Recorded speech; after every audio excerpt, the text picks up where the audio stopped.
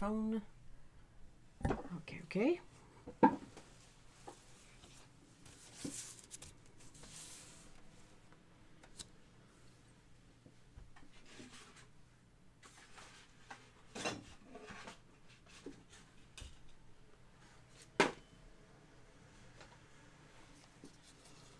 Is it working?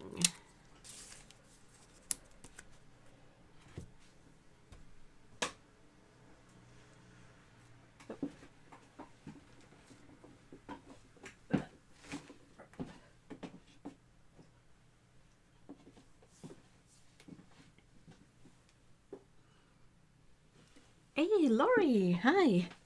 Let me know if you can hear and see. Howdy from Texas. Awesome. How's the weather in Texas? Sorry, sneezy. Just ordered my first Holbein watercolors, so excited. Oh, what colors did you get?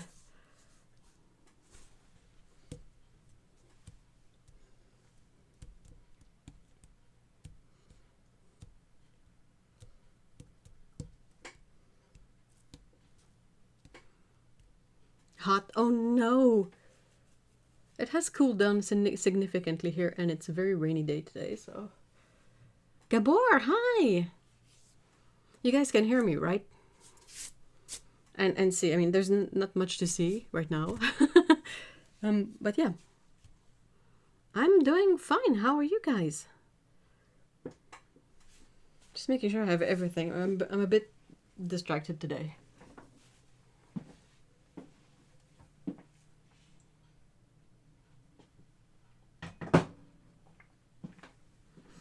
Have water. Not too far. Hey, 23. Emotional Pumpkin. And Catherine, hi. Hello, hello. I ordered 10 Mineral Violet among the other. That's a great one. Okay, you can hear and see my hand. Okay, cool. It's not gonna be my hand the whole time, but I need to decide what I'm gonna do today. I wasn't entirely sure. I was checking up on the homemade mixes we had done last time.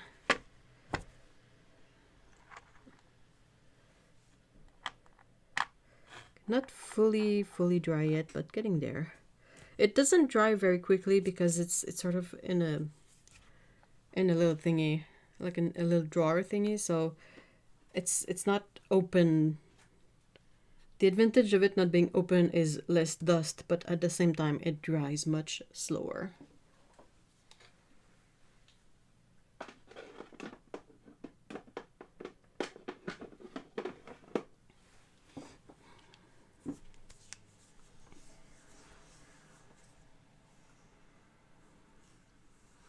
Auntie Patience, hello! Love Mineral Violet. I'm super stoked because I think my order of the new Holbein Nightfall. Oh, woo! That's super exciting. I really like Holbein colors. I did a video this week, like the members only live stream on Thursday. I set up a small palette with Holbein colors, and I just went through my Holbein colors, and it's like I keep rediscovering awesome colors from them. So it's always a lot of fun. We're like, ooh, oh, ooh, this one is pretty. Ooh, I gotta put this one in. Oh, I really want to have this color in there. And it's a teeny palette, but it has room for like 28 colors. And even that, like, I could have added more. It's an absurd amount of colors, but very, very easy to pick from the range that Holbein offers. A watercolorist, hi!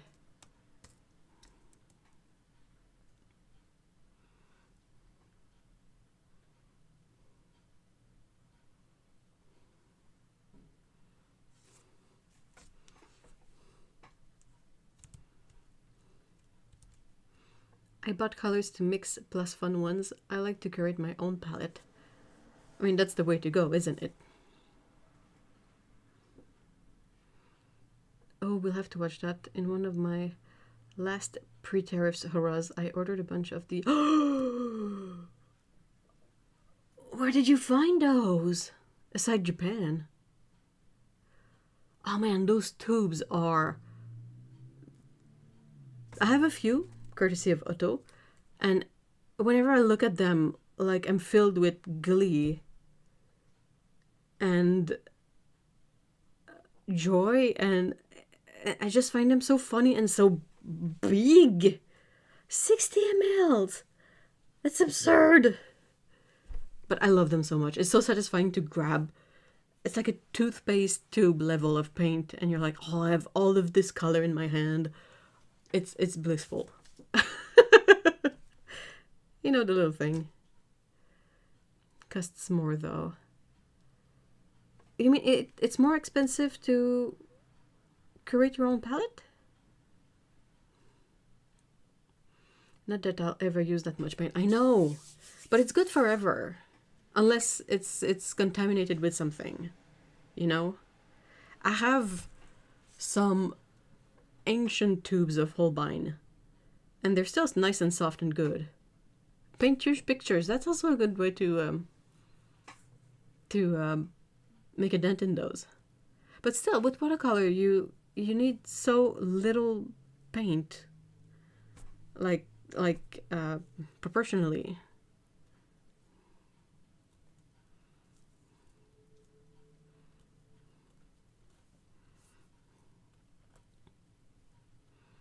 It's interesting with Holbein because I don't think they have a PBK 11 on its own. So for their Nightfall colors, they really bring something extra to the range because you can't really mix them yourself. Yeah, and Holbein paints seem, on my short acquaintance anyway, to hold up better than the other paints. Yeah, absolutely. They re-wet like a charm. And I've had to do this so many times. I could try to do a demonstration. Where is it?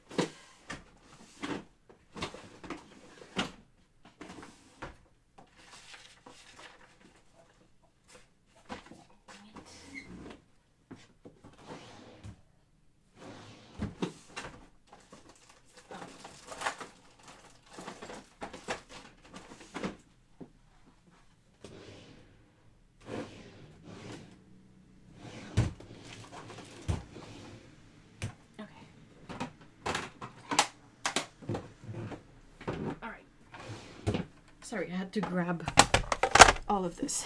Whew. And I need one more thing.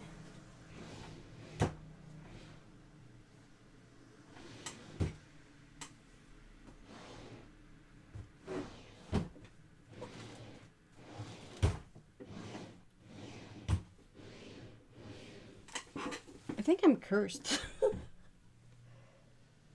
I think I'm cursed to always lose my reference charts.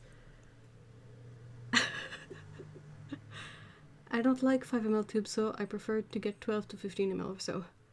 Tiny tubes drive me bonkers.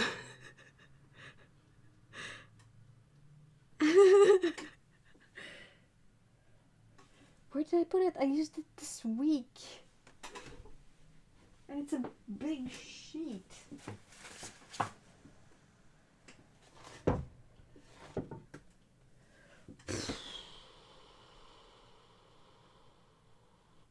I thought for sure I had put it with the palettes, but it's not there.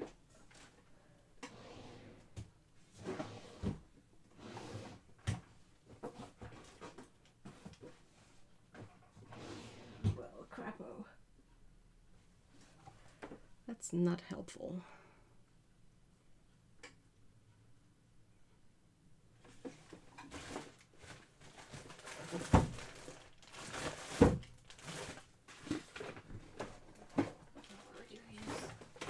Oh, there it is. Okay, found it. I was about to say mean things, but found it. So this is basically the chart for my two main palettes.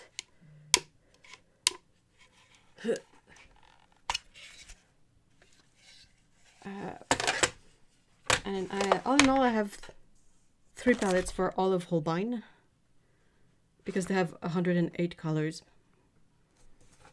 So most of the colors are in these two. If I can... Come on. I don't have 70-year-old hands, but I have busted up hands.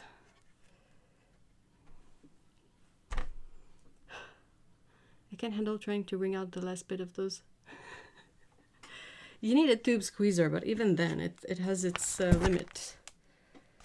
Okay, so my whole point here is that I wanted to show how easy it is to peel off Holbein paints from the palette. That's what I wanted to try and do here, and to combine. I need to combine these with the rest of my palettes because I don't use these, so I'm trying to consolidate and have less palettes. I think I could try with the marine blue because this one looks really sad.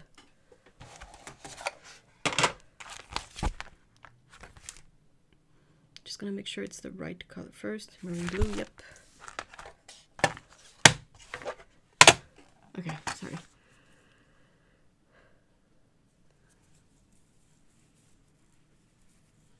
Mine suffer from too much gardening. Oh, oof. It's one of those, but I'm cheap, so I want the bit that gets stuck. Yeah, same. I keep the old tubes that have been all wrung out, just in case I need to extract that little bit of paint from whatever's left of it. I can always do like a surgery and open up the tube and, you know, clean it up. So I'm gonna grab just a plastic palette knife because it's PB16. It's gonna be extra stainy. But don't make me lie. It's humid in the summer, so hopefully this demonstration will work out anyway. But most of the Holbein colors, like, you can work them a little bit like this, and eventually they will... Oh no, this one is not collaborating. Making me lie. It's making me lie. But I think this is easier to do in the winter too, but you can generally just like peel up the whole thing. And it's one nice like blob of paint. I'm gonna finish this up when it's winter, and perhaps I can try another color. Pretty sure yellow ochre. So my yellow ochre area is quite full.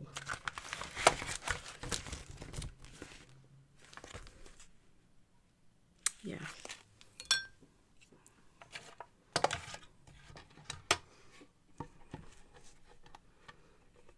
We're dueling for all those colors.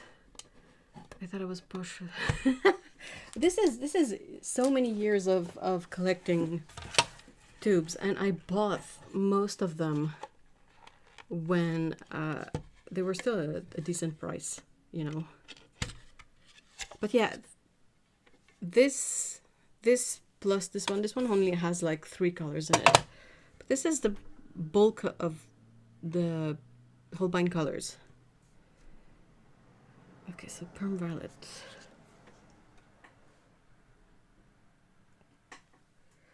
Cobalt. Oh, still full. Dang it.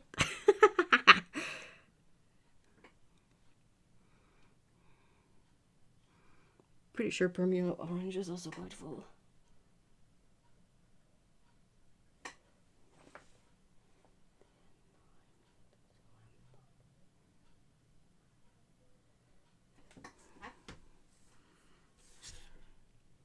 Anyway, I can try just to show it.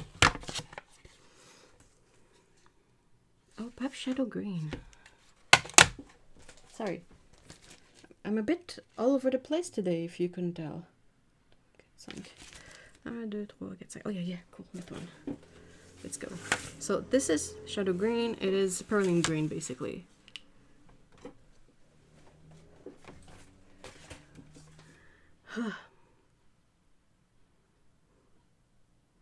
Watercolor goes such a long way, so that dollop could paint more than one, honestly.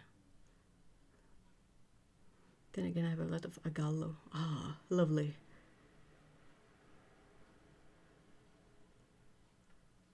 If I have thought it's because my tree remover... Oh, wow.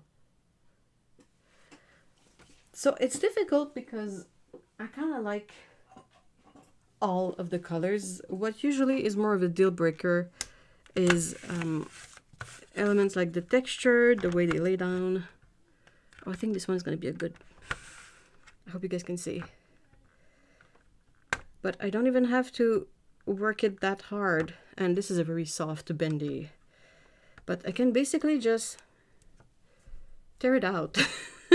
And I'm going to put it in here with the rest of the shadow green. And that is such a pleasant thing about paint, to be able to do that.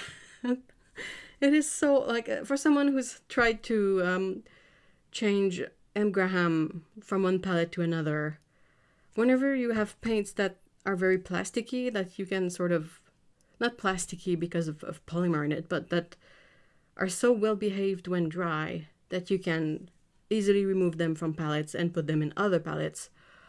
Such a blessing. And I've had to do it with many Holbein palettes, and every single time most of the colors are that easy to remove. So that's what I was trying to demonstrate.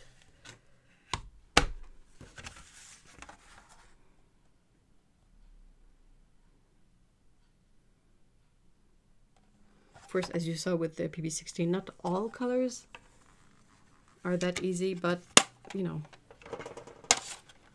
generally quite easy. Now, as far as favorite Holbein color goes, let's look at the full thing.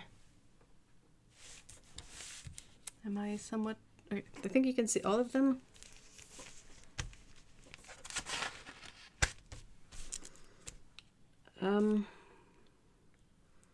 So when sometimes people ask me, sometimes I get asked like, oh, which color should I start with when it comes to Holbein? And there's a few that I always suggest getting first if they're the person's kind of colors. Indigo is one of them, because I feel like Holbein's indigo is the best indigo, in my opinion. So I really like that one. I often recommend their quinacridone gold, but now it's a bit tricky because I don't know how long they will have the this version of it with PO48. Oh yes, even in my dry climate, the M. Graham and Sennelier and Michael Harding ones to a lesser degree stay soupy. I'm always getting the paints where I don't want them. Oh, seriously.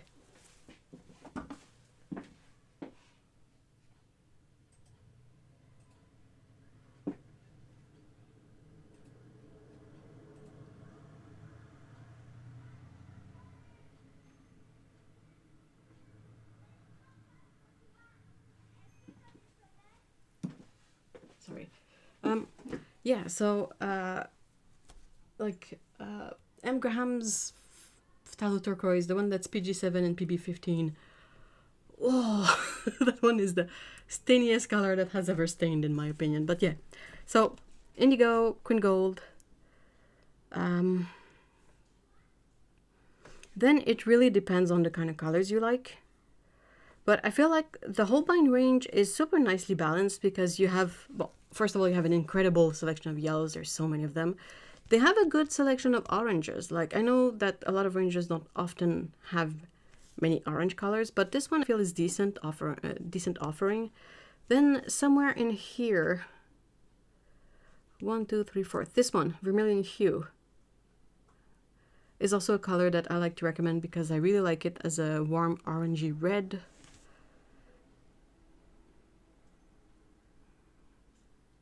They have a beautiful cobalt violet. Then mineral violet is also really cool because not many brands have this particular mixture in their range. And then their cerulean blue is pretty. I like their manganese blue nova. It's a super punchy cyan color. But back to the Holbein colors. I love the indigo as well. How do you think Holbein indigo holds up against the Rosa Gallery indigo? Oh, I don't know. I haven't really compared them. Moving on. So here we get into a really interesting bunch of colors. This one is actually a cobalt pigment, so it's a bit more expensive, but all the others are mixes except this one, but they don't have this one anymore. It's a mix now, but I just like the range here, and then I really like some of their greens down here too. And another thing that I really like of the range is that they have a really beautiful yellow ochre and also a really smooth umber. This is their raw umber and it's a bit blotchy, but the umber one is really nice, I feel like. And most of their earth tones, to me, it works because they're the pigment I expect it to be. You know, like I expect yellow ochre to be a PY pigment, I expect sienna to be a PBR pigment, and I expect the I don't know what to call them. You know, like the red oxide, like Indian red, Venetian red, all of that to be a red pigment. And so here we have, okay, this one I think is the Perylene Maroon. Light red is a red pigment. Then their burnt sienna is PBR7, yellow ochre, PY42. Raw sienna is a mix. Raw umber is also a mix. I'm not a big fan of these two, but then this is yellow gray, but umber PBR7, burnt umber PBR7, Van Dyke brown NB8, so natural brown 8, and this is sepia. Sepia is a mix. So since for me they land the burnt sienna, yellow ochre, burnt umber, and umber, I'm happy.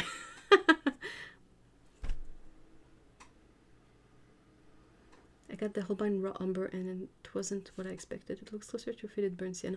It looks closer to what if you mixed burnt sienna and yellow ochre. Does their mineral violet have PV16? I don't think so. It is PB29, PR122, and PBR25. So ultramarine blue, possibly granulating. Then you have the bright, almost purple magenta pigment, and then PBR25, which is imidazolone brown, that they also have.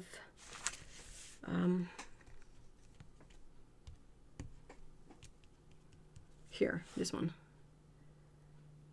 So it's this one, like this one, and this one. These three. Hey Jill, hi. Okay, I think I'm mixing. I think that's possible. So yeah, also like they have really interesting color. This one is I think terre verte, which is not the usual terre verte formulation. It is very heavily leaning on the PG17 in the mix, but that makes it a more useful color. And then you have green gray, which is also a really nice color. So yeah, it's I don't know, I just really like it. Rosa Indigo versus Holbein.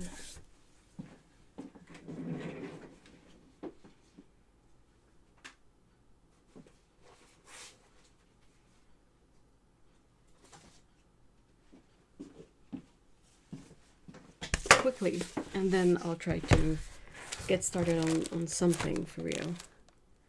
Rosa Indigo.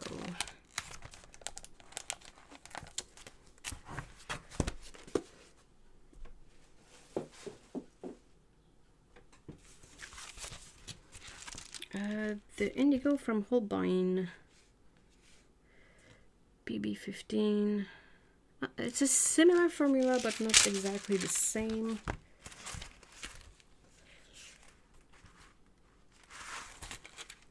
Other page. Holbein, Rosa.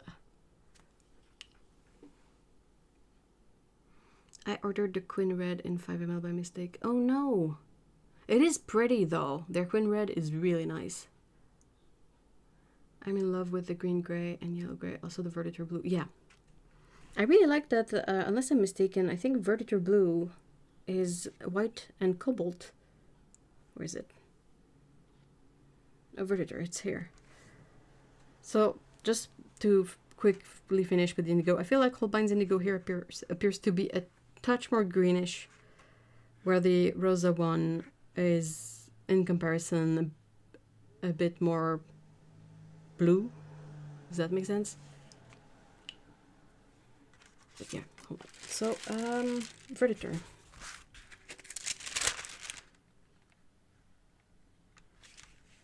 Yep, it's a cobalt blue and white. So it has a bit of a granulation when you dilute it, and I think that's really interesting for a color. These are great because they're all painted swatches. They're not printed swatches, so they're quite reliable in terms of what the color will look like, because it's actually the paint. Yeah, Holbein Indigo looks a bit greener.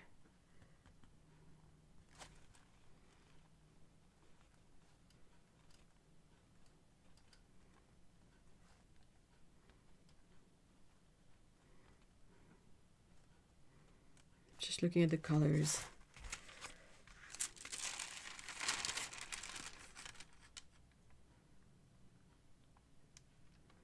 It's so pretty.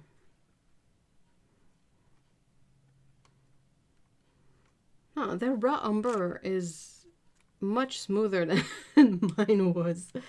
Theirs look good. I like this one actually. Why is mine not like that?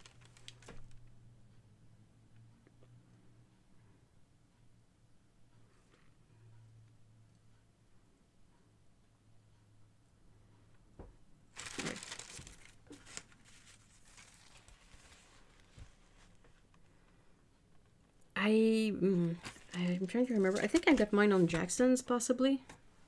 I have one for gouache and one for watercolor. Pretty. Okay, sorry.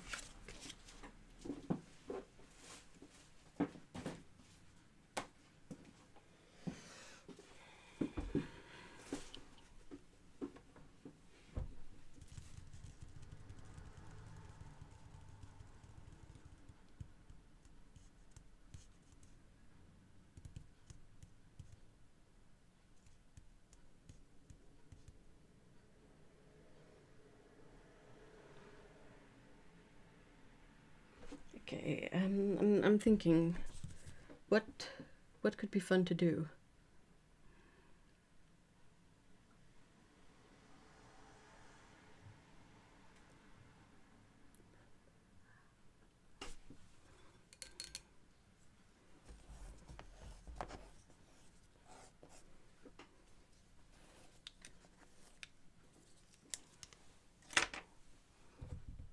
Hey, Lyra, hi.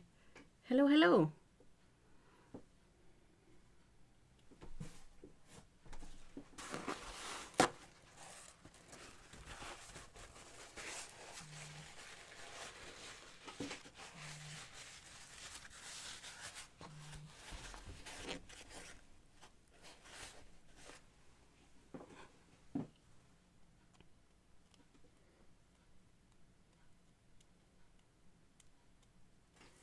I could continue with the mixes from the palette.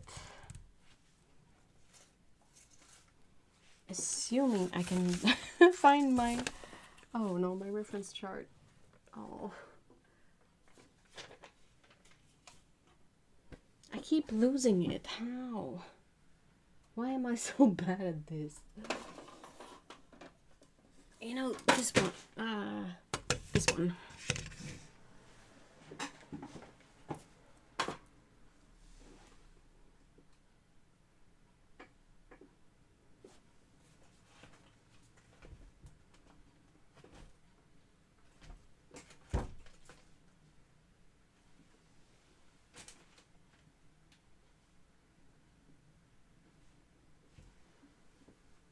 I really need to remind myself that I have to find this.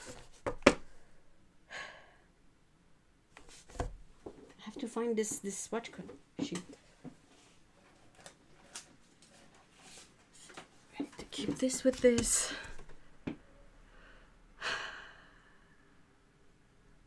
I love doing custom mixes when I first start a new brand. Also doubles my color while I... I haven't watched a lot of the historical videos.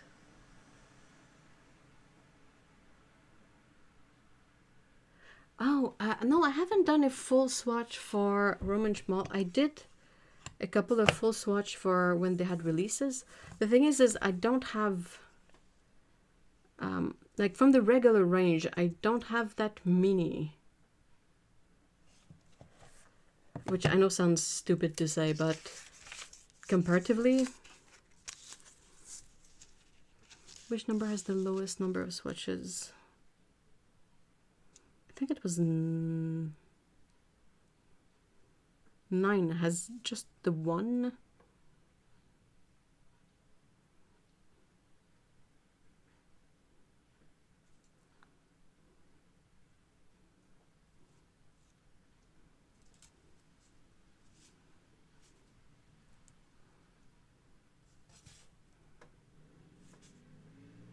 Twelve.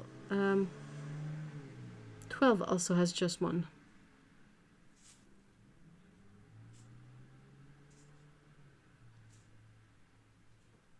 Eighteen has none.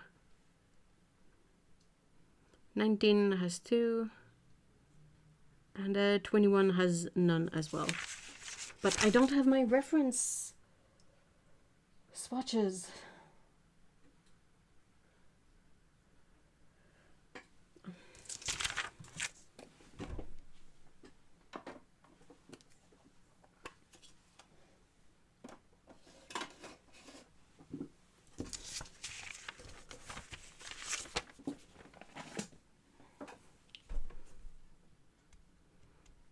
That range is really huge.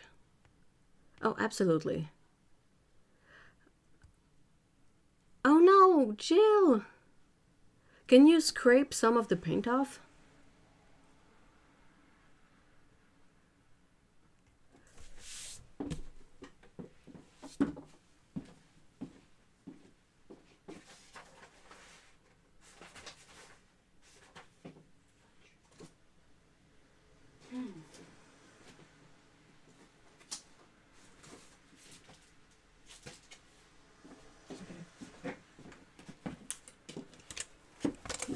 That's my Roman. Okay, I have quite a few. I have more than I thought, I guess.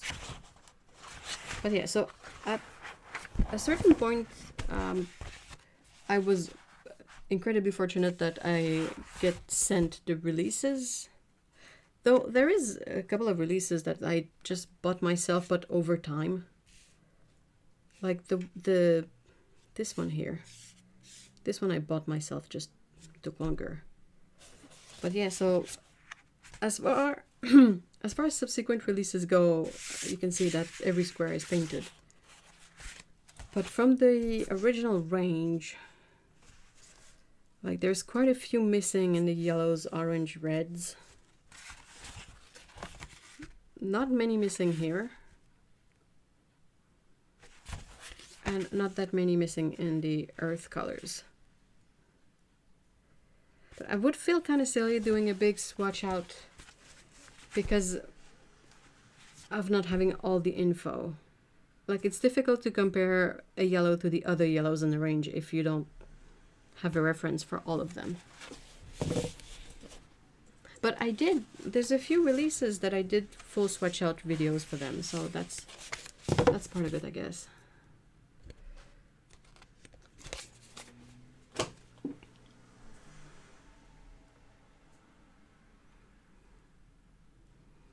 I like some of the more curated sets from Roman Schmal.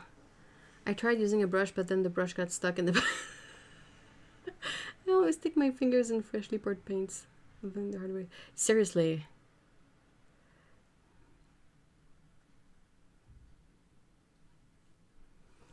We can all share our experiences with that so that we can all have options instead of panicking.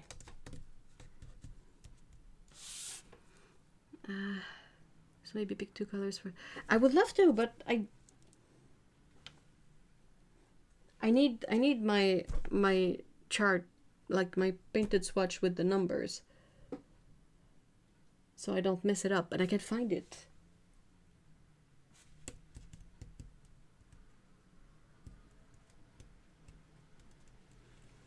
I'm so organized. I put my finger in paint earlier too, and what I did is I grabbed a paint pan, and it wasn't completely full, so I just scraped my finger on the edge of it to remove most of the paint. I know that the ginger snaps keeps little bits of paper, like they can be remnants of other things, but she always has some nearby, so if there's a big mess happening, she can use these to scoop up paint and create kind of dot cards. So that's another way to deal with that.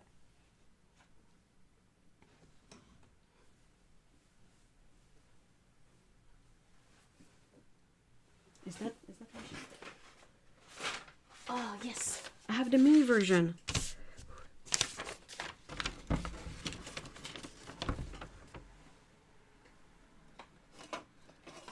All right, let's go.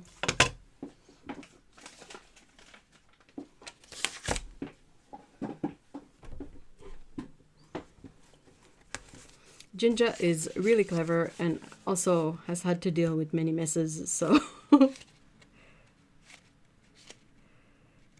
okay. Here we go. Also, I noticed that my little grid thingy. Oh, see you later, Lori. Good luck with the tree removal thing. I transferred my little guide sheet for the paint squares to a post-it, which is a little bit more convenient. Otto! Hey! Ow! Ugh. Get back up. Alright. I'm finding out that having a stool to sit down on is really handy, but also it's not the most stable seat on account of it having 3 legs. And I kind of, it falls often, let's just say that. I need an eraser. Right, sorry. I'm just removing a bit of the graphite because this is a bit too dark to my liking. Sorry. Okay, I had written some numbers from last time. So we had 6, 14, 10, 21, and 4, 6. 6 and 14, 6, 14. Okay.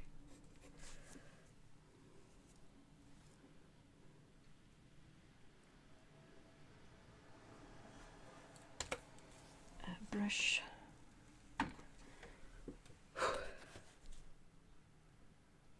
I need a mixing palette.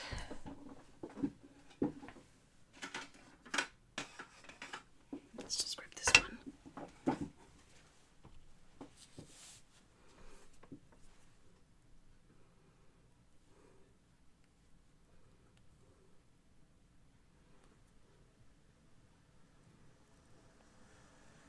Ooh, Jill, that sounds pretty. Hey, Paolo and Namisao, hello. Okay. Wow, I am very discombobulated today. I don't know why. I took all my meds.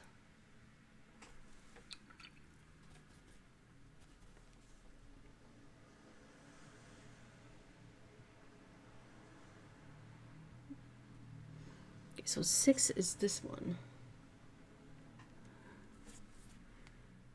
And then 14 is, oh, okay, okay. This one here.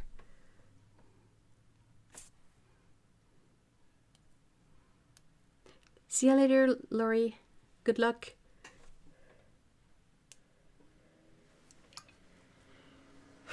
Okay.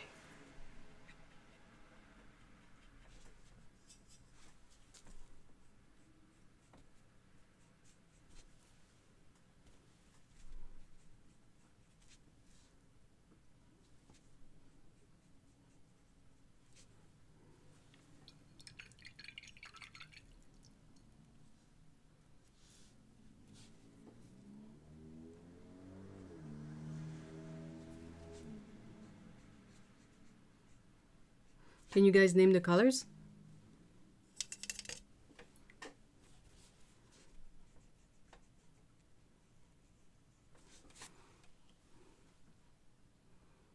Can do. It's a melange of various pans I had sitting around plus a few. That's lovely. That was how I set up this palette too. And so far they make for the most interesting like palette of discovery. Cobalt, Queen Gold maybe. Anyone else wanna hazard a guess?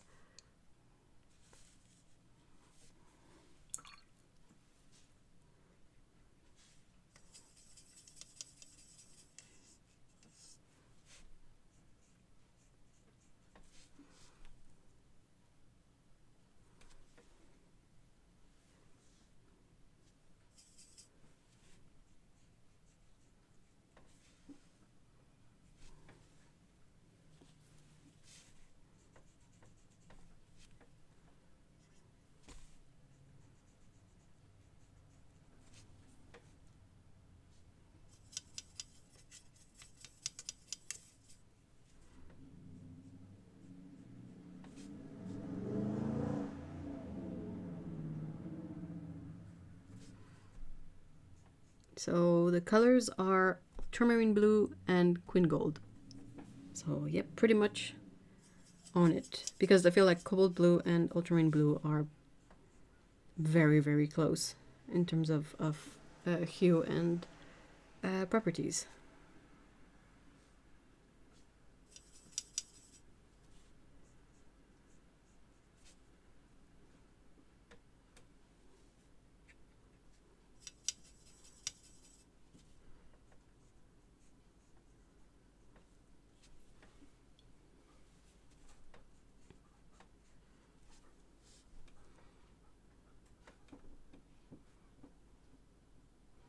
Whew, I almost took my guess back. No, I mean, you were pretty much on it, really.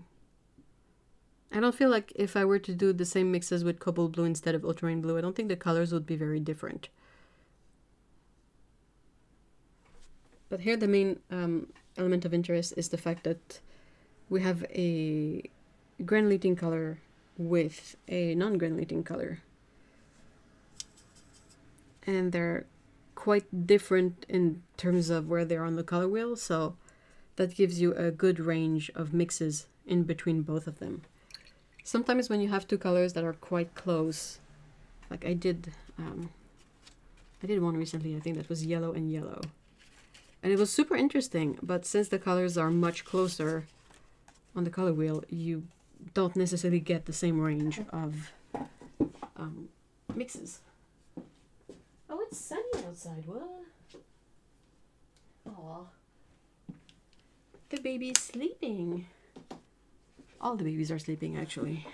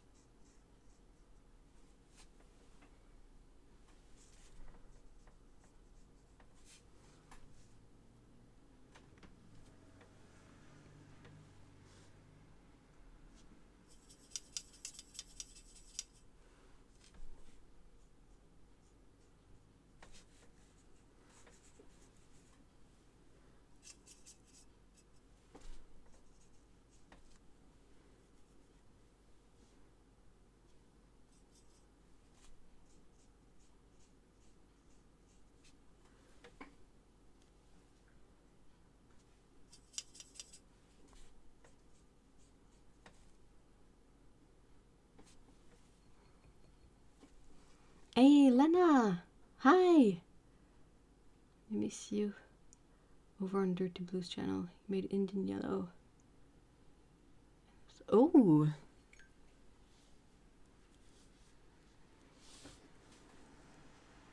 Dirty Blue makes really pretty paints. I think we had talked at some point about the possibility of him sending me dots so that I could make a video featuring them, but I don't think that ever really became an actual thing.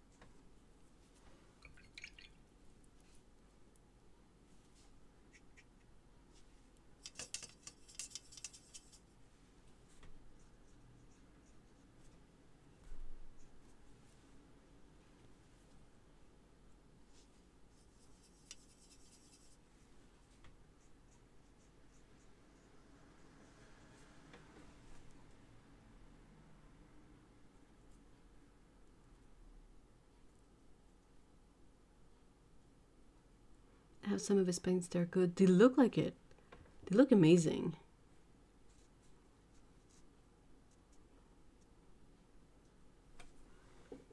I hope I'm gonna have enough room to try all the gradation to almost like just queen gold, but I'm not sure.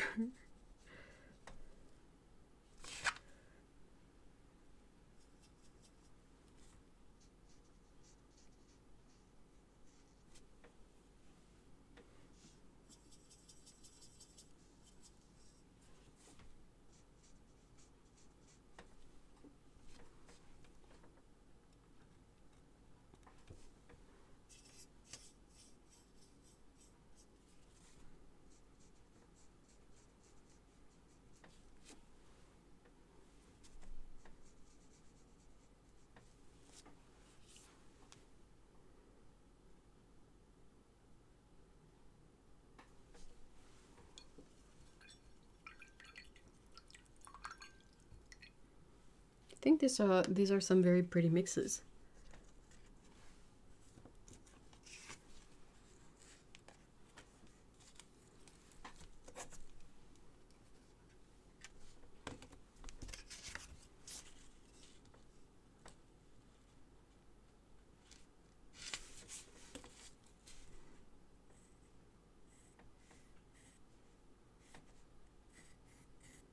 What have you guys been up to today?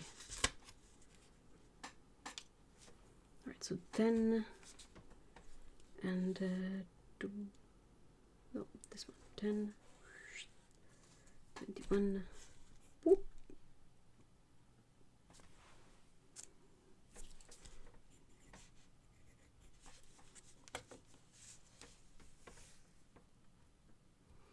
Busy week, but I love Saturdays. This stream is like coming home. Aww. That's so sweet. The template is it's the same. It's just that I transferred it to a post-it because it's a bit easier to use this way. Also, I don't know why, but the post-its that are on black paper are just a little bit thicker than regular post-its. So it's quite serviceable. Okay, so 10 is... Oh, that's gonna be really interesting. What a weird mix. All right, so 10 is this green, which is from Schminke, and it is a discontinued color, but it's not a very exciting mix. It's something like PG3, PG7, PG7, PY3, and PW6.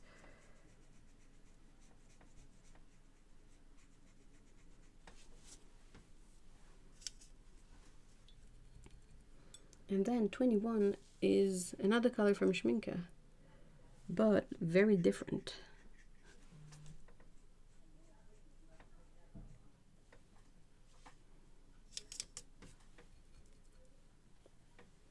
That's the Patchouli Earth, also discontinued.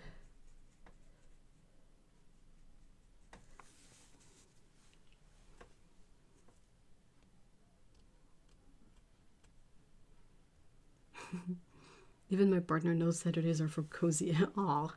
Do you have any cozy elements? Like a hot tea, blanket, warm socks? Or is it still too hot for that? Not much yet for me. Turbo refreshing my tracking page for the packages I'm expecting and waiting for the stream. Aw. Which is a new Saturday tradition for me. Oh, that's awesome! I'm glad. Also have cocoa. Oh, cocoa! That's perfect. A5 Wagyu or Wagyu?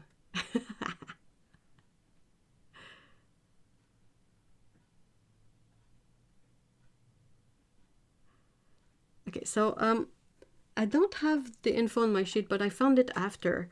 The green from Schminke is really nothing special. It's opaque green light imitation, which is, I have the info. I don't really I'm not sure, but I think it was something like PY3, PG7, and then PW6. So white, yellow, and phthalo green mixed together, which would track with the way it looks. The other color, the Pozzoli Earth, is PR101 and PR206. So that's why it's discontinued, because of the PR206 in it.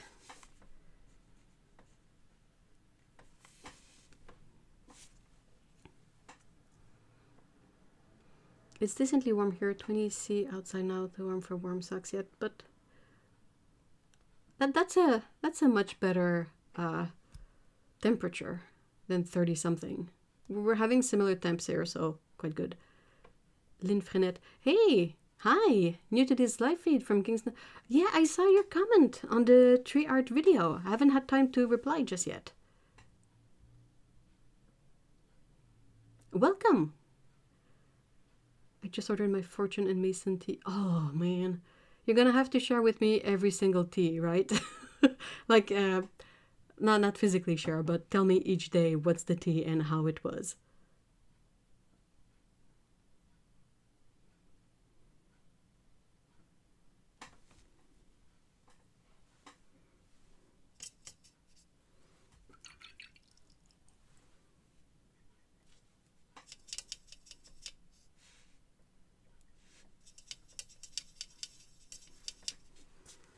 I'm really curious about the mixes with these two, because it's such an odd combo of color, like a very opaque bluish green with a muted deep red.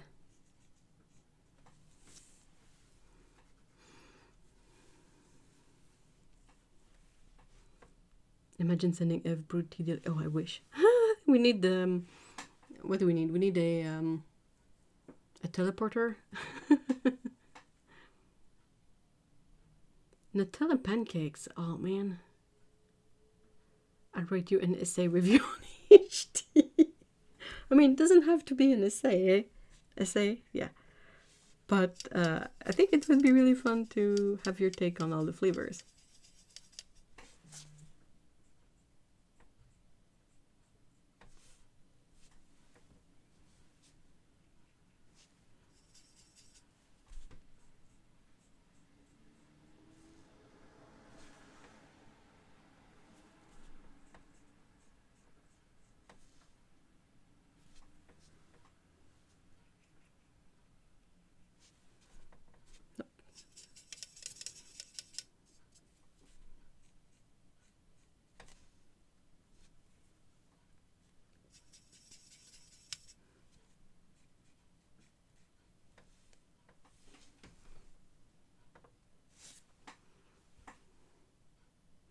If you like their tea advent calendar is very enjoyable.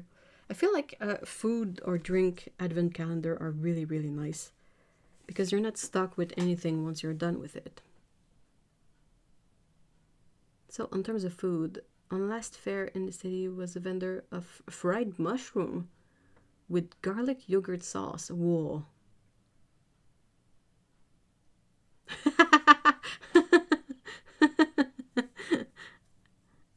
Yeah, I would totally go to the fair again for the mushrooms. completely understandable.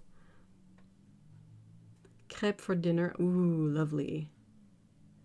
Crepe, that's the thin ones, right? Pancakes are the thick ones.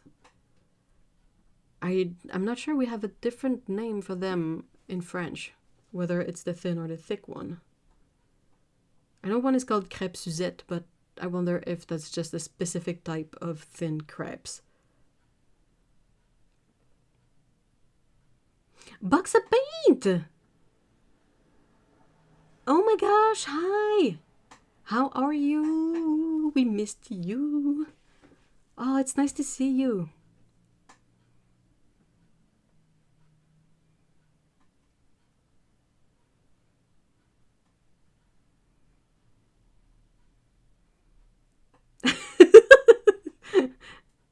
I'm with Otto. Yes, crepes are thin. Okay. What is the Suzette in crepe? I think it's what you eat with it. I'm not sure, but from my very vague recollection, it's something orange flavored. I don't remember if it's also alcohol based and orange flavored, or if it's just orange, or if it's just the name of thin crepes. I don't know.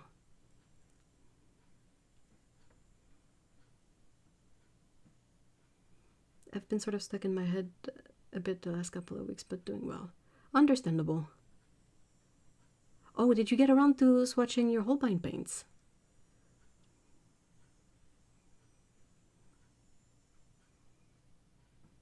Crepes Suzette are the ones cooked in orange juice and Courvoisier. Hey, I totally nailed it. I don't know why. I don't know why that's in my brain. That's completely not something that is useful for me to know.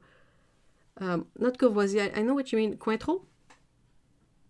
The orange flavored alcohol? I think it's Cointreau.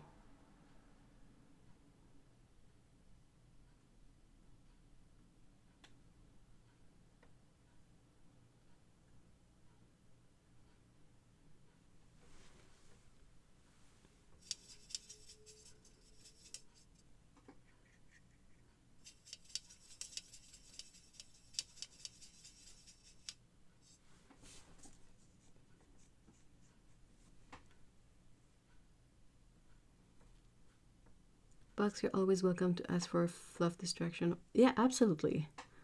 I swatched the Holbein, and every time I open the tins, I have a new.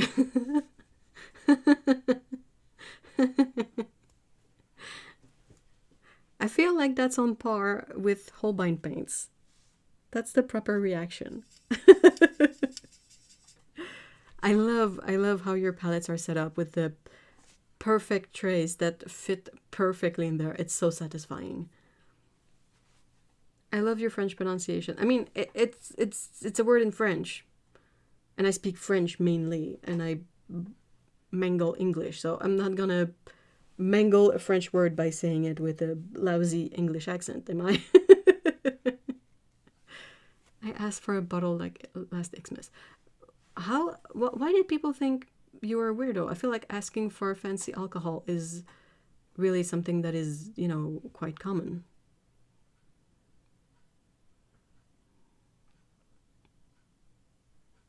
Which one is it today? Oh, a very good question. I said I'd buy vodka for my plants and people think I'm weird. There's a minty green that is speaking to me at the moment, but really ready for yellows, orange, and reds. Oh, so fall. Haha. Fall is sort of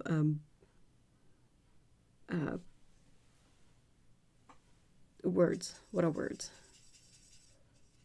It's sort of creeping in, right? You want to paint leaves. You want to paint pumpkins and all that. I feel like that's what's happening. Holbein has so many beautiful yellows and oranges and reds, so you're gonna have a blast having a new favorite one each day because they're all so good.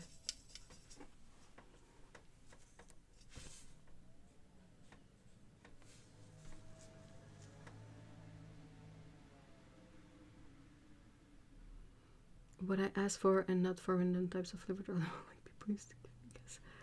I mean, you're in Portugal. You don't need to be given olive oil. I feel like it's a bit like if someone gifted me maple syrup here. I would enjoy it because I mean, maple syrup is delicious, but it's like it's something that I can get easily.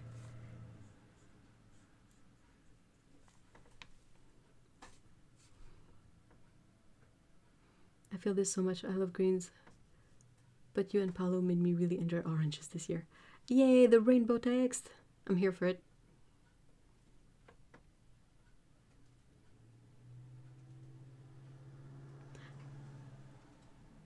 I mean, Portugal has amazing olive oil, and I know that because the one we like to get to eat like on its own, not for cooking, just for deliciousness, is from Portugal, and it's amazing. But yeah, it's not very imaginative to give that to someone living in Portugal. No.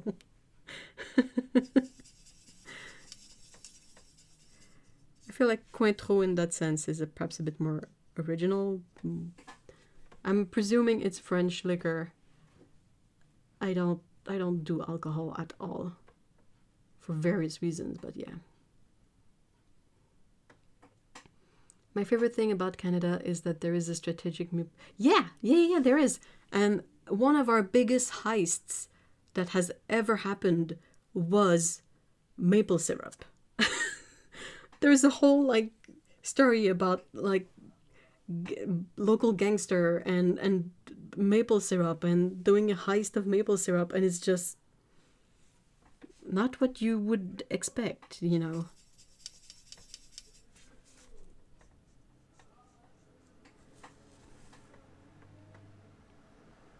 I never got them ready-made. Are they meh? They're not supposed to be. Taterniak, hello. Hi.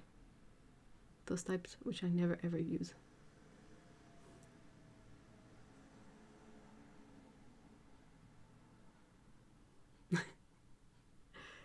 I need to find this story. You can find videos about it on YouTube, pretty sure.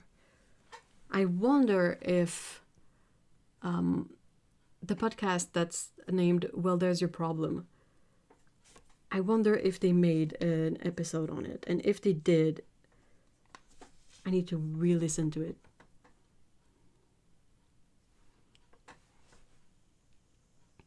I heard about it, and the fact that there was a maple syrup heist somehow made everything alright. There is a honey mafia in Germany, Europe, and they dilute it. Oh, that's a real tragedy.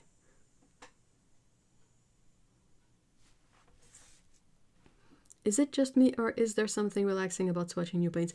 I think you're in the right place to ask that question and be told that no, there's something really relaxing about swatching new paint from everyone.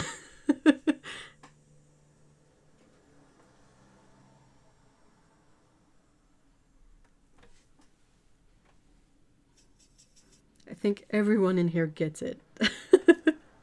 And it's not even like medium, like limited to a specific medium. I think it's fun to swatch new colors regardless of your medium of choice, whether it's watercolor, acrylics, oil, inks, you name it.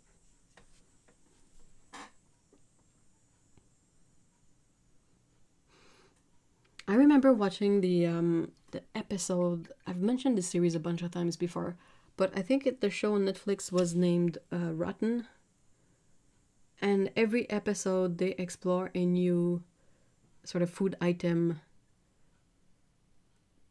that has a bit of a shady story or a shady production at the moment. I remember an episode being on avocado. I'm pretty sure there was one on olive oil, honey. One was on garlic. Fascinating stuff, truly. The one on garlic was so surprising. And I mean, I was not gonna buy that, but it made sure that I will absolutely never, ever, ever buy garlic. Like garlic in a jar. Oh, hell no.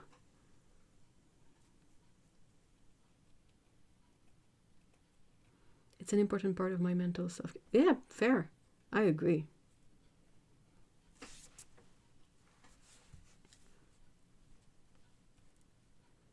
It's nice to have a not rage baiting stream. Oh my gosh, where have you been hanging? How that you have a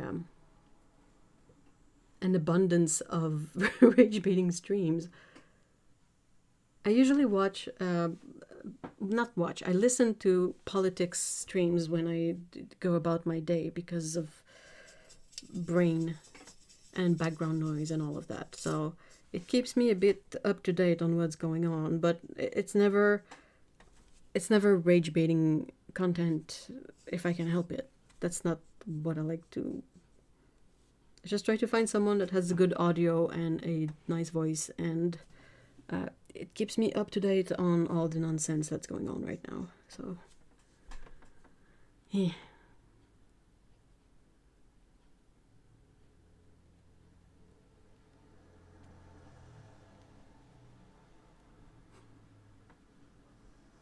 I love to swatch old paints too. That's fair point. I feel like swatching any paint, like grabbing a palette you haven't touched in a while and then swatching the paints again, is always so much fun. And mixing paints. Paints. I need to swatch my rosa paints. Oh yeah. Do you have a lot of colors to swatch?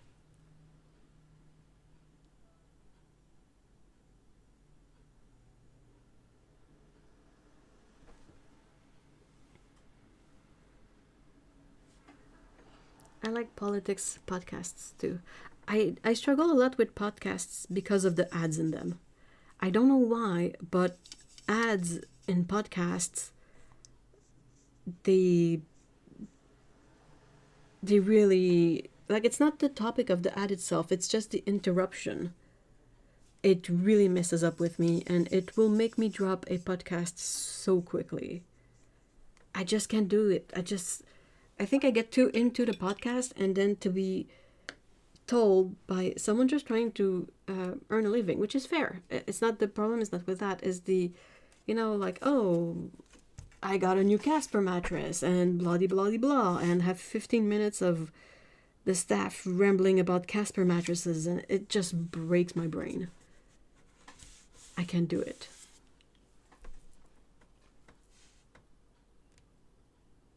But I got nothing to put them in. I got the pans. So you have the pans, but no palettes to put them in. Is that it? You can swatch them anyway. A little politics, but not too much. I can't send gifts home at the moment because we're mail. Yeah.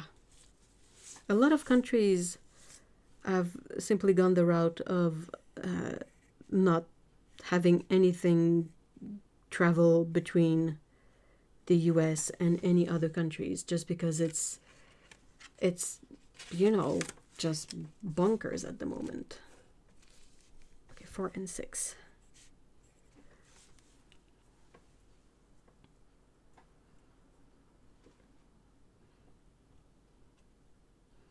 It is educational in the sense that swatching makes you... Yep, and mixing is also good for that. Rosa has brought out some new colors. New colors, or the last release? I stopped buying stuff from the USA. Yeah. DHL stopped. Oh, really? Woo! Oh, you're lucky, Lena. Hey, Dominic, hi.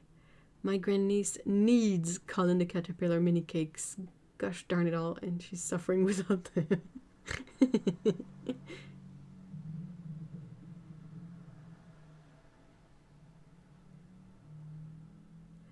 I can barely politics at the moment because my desire to be informed is severely at odds with my desire to paint. Yeah, but you're in a sort of different situation than most of us in chat, I feel like, because you're in the US.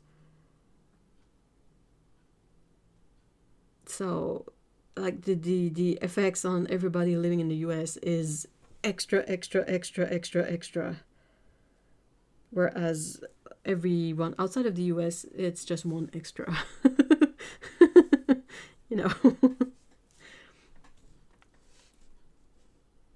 Oh, did I already do 4 and 6?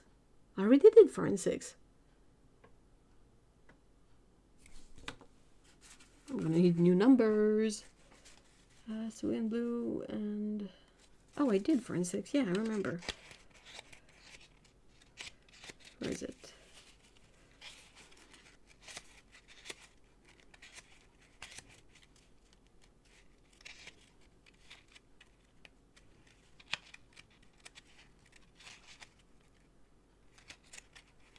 Where is it? Is it gonna be the last one?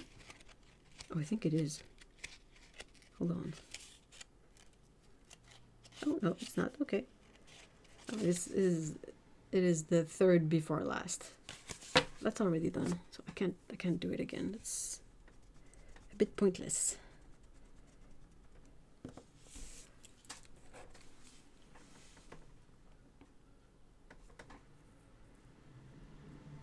As for America, is Trump doing a good job? Nope.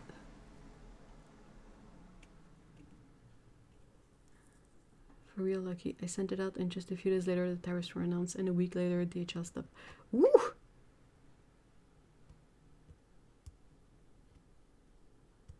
I'm not American. I have no idea if he's okay. He's... Yeah, like Jill says, no is awful. He's...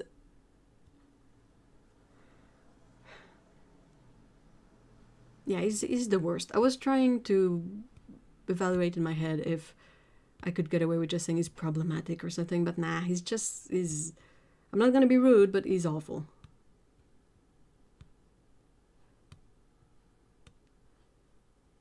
I think most of us in here are not gonna be in favor of him, Taterniak. So you might get a better range of reactions in a different crowd, but for our group here, I think it's mostly gonna be that he's dog poop. Orange dog poop. I like that it goes back to... Yeah, it is... Did you guys see the ongoing trend on social media? I think until today, sadly. But people were like, hey, we haven't seen Orange Man since last Tuesday. And he's old and sick. And he's not the type to not, show himself. So people were like taking bets and whatnot, but I think he's been spotted today on a golf course.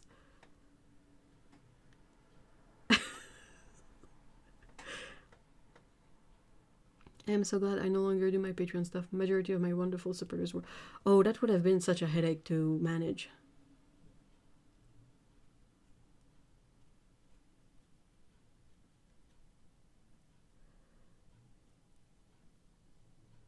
It says absolutely enraging what he and his administration are doing to...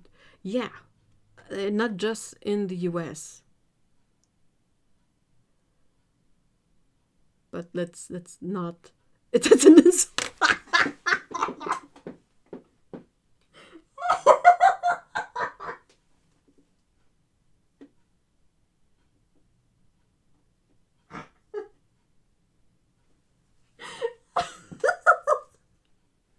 Oh, Chiro. Hello. Qu'est-ce que tu fais, papette? Plop. Fini le parasol? Sorry.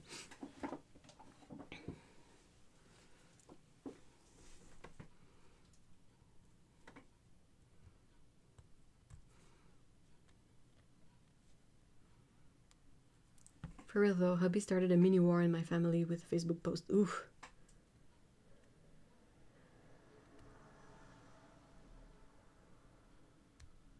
Quick question. What do you... Hey, Tintin. Sorry, I can't. I'm sorry. If you're supposed to say it as the Americans do, that's one of those things that breaks my brain, because you guys know Tintin, the comic book character with the same name.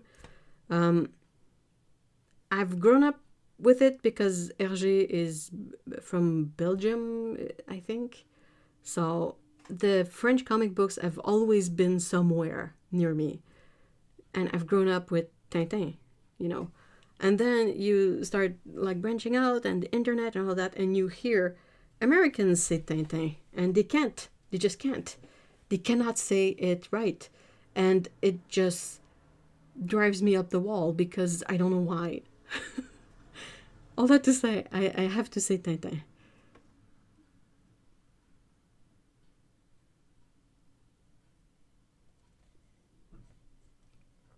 But yeah, hi and welcome. Your question, sorry. What do you use to ink your art? I forgot if you use dip or fountain pen. I actually use neither. Most of the time I use a felt pen. I use this one a lot because I really like it. It's waterproof. It's a fun nib. The main issue with it is that it's disposable and it kind of gets worn out, but you can get some really interesting lines, and it's, you know, it's easy to use, easy to carry. So yeah.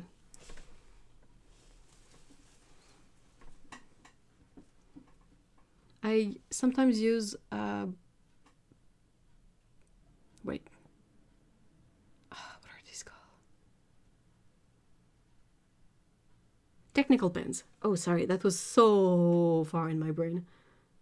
Like Rotring rapidographs, that kind of stuff, with waterproof ink in them.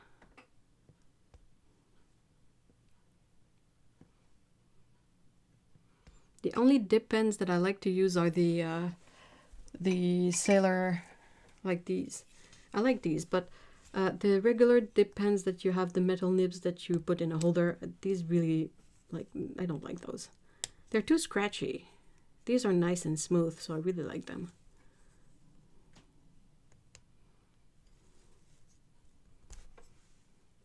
People don't like them over here, and I'm so sad. What, the Tintin comics? Most amazing, I ate pizza. Ooh, pizza. I miss pizza. It's been too hot to it's been way too hot to cook pizza. Cheese pizza, blackberry. Oh, I could go for a blackberry Dr. Pepper.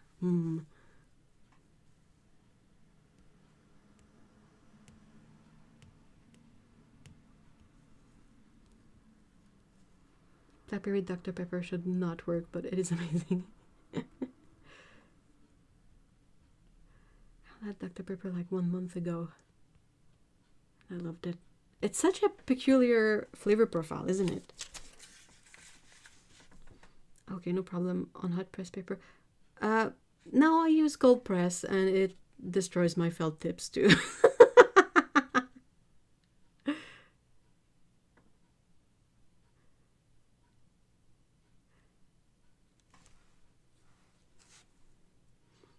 Yeah, Taturniak, you can stay, no problem. That's fair. Just let's talk about paints and food instead of politics. Oh, you've removed them. Aw. Maybe they just didn't know about Lumpy Elephant, so...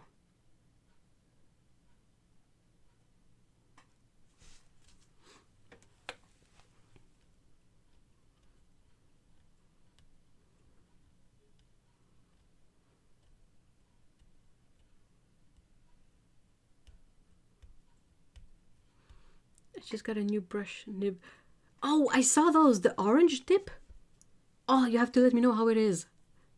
Because I've seen it and I've been like, but I can't really get it yet. I found 2 really good restaurants near me. One was a Korean restaurant that caters mostly to... Oh, you know, the food has got to be incredible. And everything that's labeled as spicy is gonna be incredibly spicy.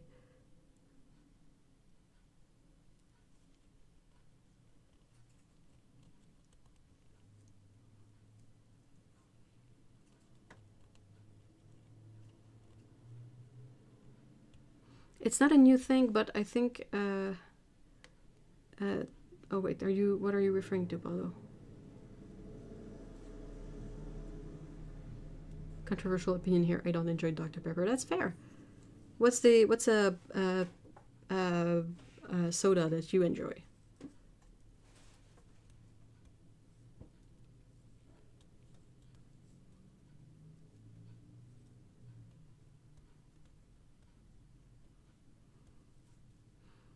I didn't realize either about cold pen. It's so nice. I want to try it. I hope it's good. It's a nice shortish brush that is springy and holds a good deal of ink. Oh, cool. Yeah, you can bring them back, Otto. Then if they... No, I didn't see that message. It's shown it to me as removed. Got it for my sparkly inks and it does the trick. I don't know what I would use it for though. Because you can kind of convert the whole pen to hold the ink in it, but yeah, I don't know how cloggy it gets. Okay, got to go. Hey, thank you so much, Lynn. I will mark my calendar for next week. Yep, same time, same place. And thank you so much for being here today. I hope you have a great week.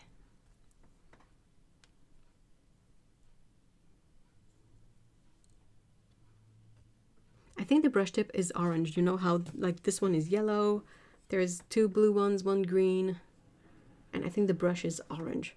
Bugs of Paint, did you see the Hokoro holder they have for the pens and the nibs too? It is very aesthetically pleasing. Which is a bit of an issue, but it looks great. And if you have a bunch of nibs that don't have any pens, that's a good way to store them. Oh, it wasn't a good message. Oh. I don't know if I can check it out after. It's been a windfall of good restaurant discoveries this week. The local branch of Rangoon Ruby has this really good iced jelly and coconut. Oh, dang. Wow. That sounds delicious. Oh. Another thing people will look askance at. I like Diet Coke. A lot of people like Diet Coke. I think. Or is it the 0 one?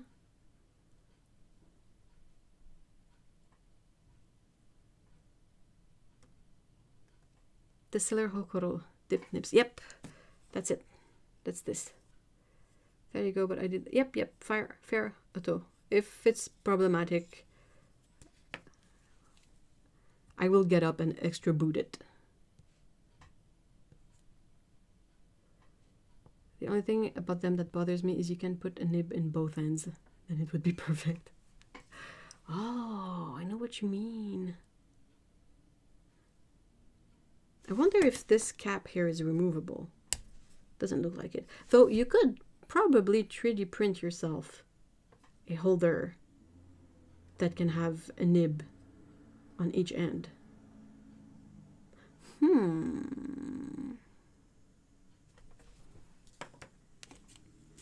Okay, I need 2 numbers between 1 and 22.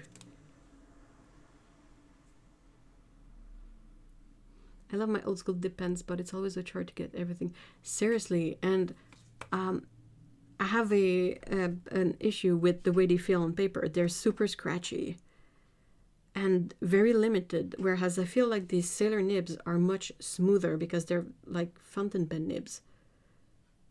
So they're less pointy, quote unquote, but they glide better, I feel like. And I love that. These are not scratchy, and you can sort of draw in you can draw in your usual more comfortable angle, but you can also go back. Whereas I feel like the regular dip nibs, I can do, like I'm right-handed, so I can go from left to right. But if I try to go right to left, that's when the nib gets super scratchy. And if it catches in the paper, it's going to create like a splatter. Whereas I don't get this issue with the Hokoro dip pens. Okay, so 6, 7, I read them in order. 17 and 21. And then 3 and 3. So 3 and another number.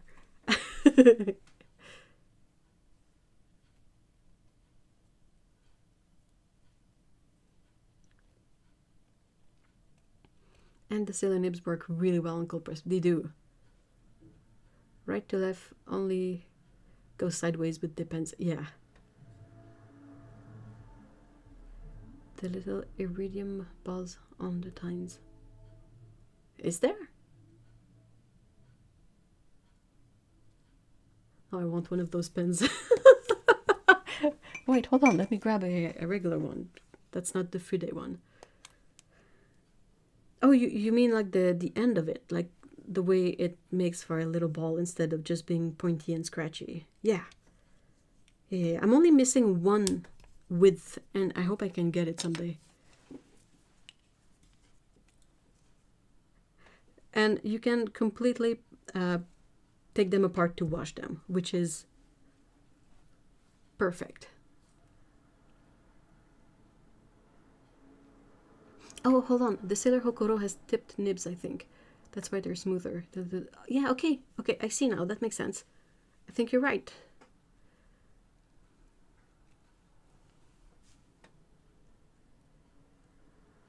Most dip nibs are untipped. That's true.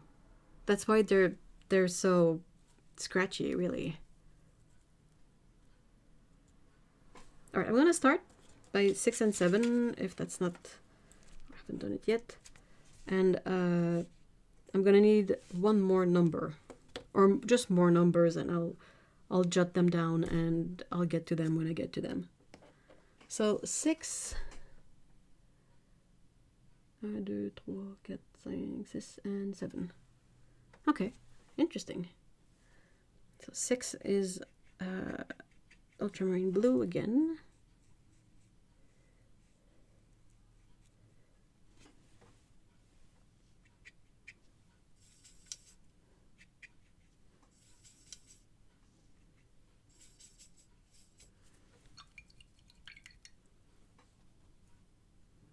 And then 7 is cobalt teal.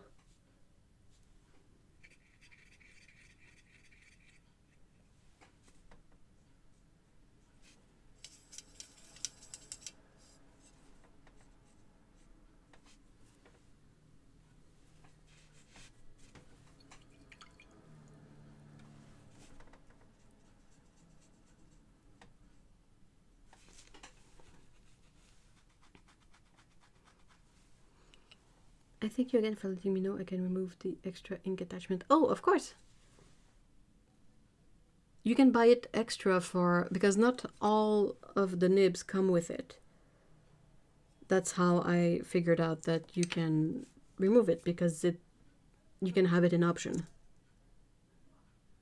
Tintin asked about how is this, wait, why is this middle palette box so clean? It hasn't been used a lot, and last time I used the wells, I cleaned it. Sorry. What am I? I tried to tame that bit of a cauliflower thingy going on. A hypothetical, but if you were to buy 60 ml Holbein tubes, what colors would you choose? Indigo first. And then it really depends on which colors you prefer, but indigo, can't go wrong with that.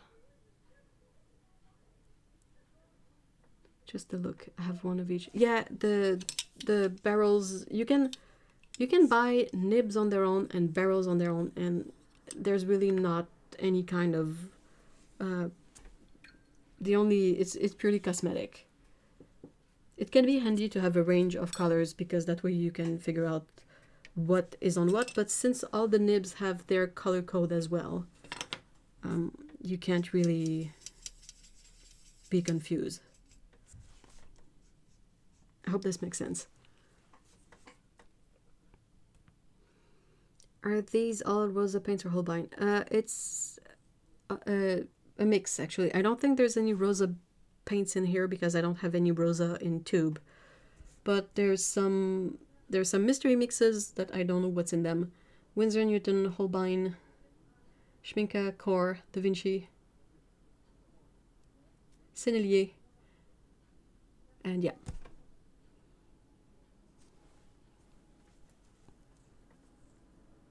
Thank God I can not buy those pens. Why? Because you would get them?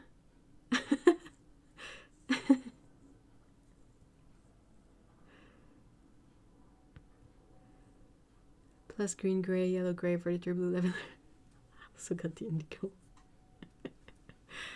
I like the vermilion hue. The yellow ochre is beautiful.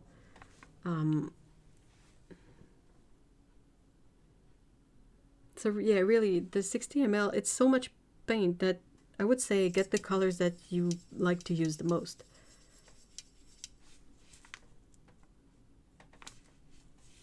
Mystery meat paint, yeah.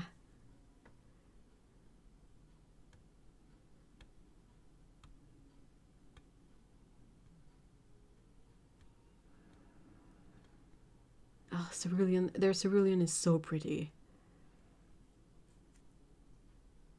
I think, if I remember right, Tintin, you're in Southeast Asia, right? So you probably have access to them at a good price. Chiron, qu'est-ce qui se passe, papette? What was that for, baby girl?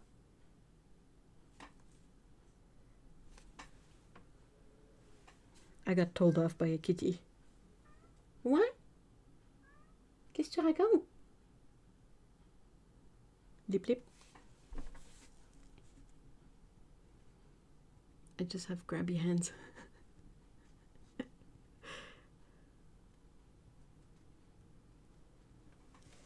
Yo. I don't know if you guys can hear. She's not being super loud right now.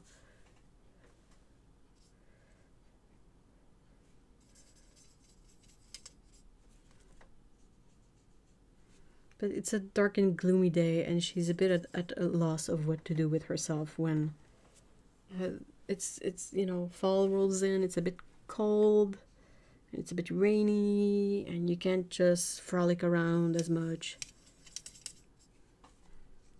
When it's super duper hot, she just sleeps. But when it's colder, she just gets bored.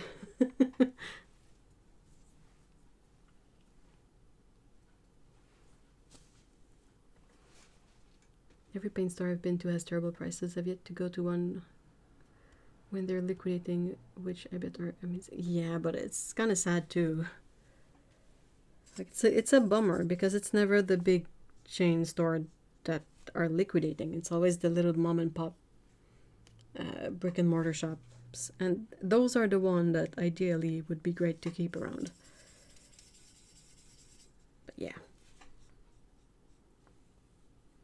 Sometimes you can get things on clearance when something is being, you know, phased out.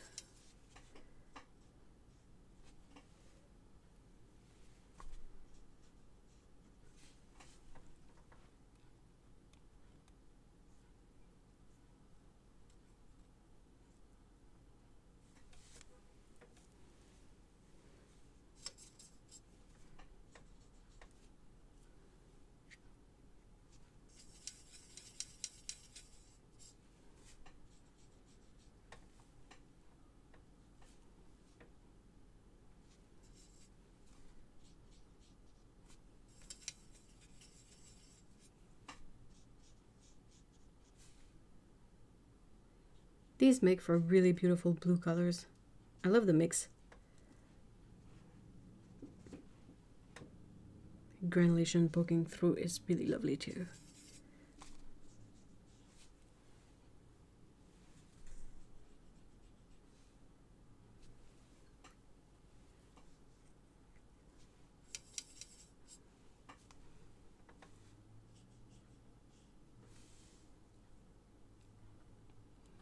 The owner of the shop is a white shepherd too. Aww. Maybe I've been watching a cat called Merv and her antics, which includes summoning the great.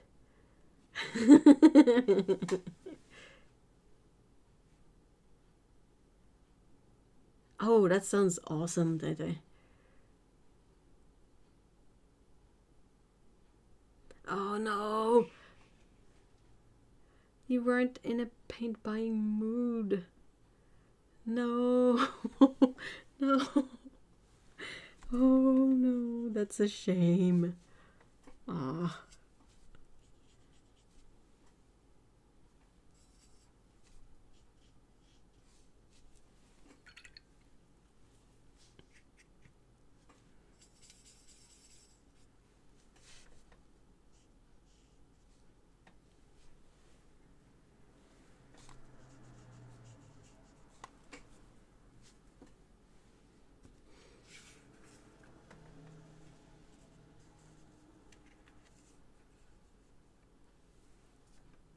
You really make me press the buy button on the cerulean. I don't... I have a cerulean in this palette, but it's the Winsor & Newton one, which is also pretty. But oh, I saw the Holbein one when I set up my latest little palette, and I was like, oh my gosh, I slept on this color way too long. Back for a minute, watching the tree cutter guys give me anxiety. Oh no! One guy's like a monkey. I hope he's having like a harness and the cables and everything. Otherwise, that's so stressful to watch.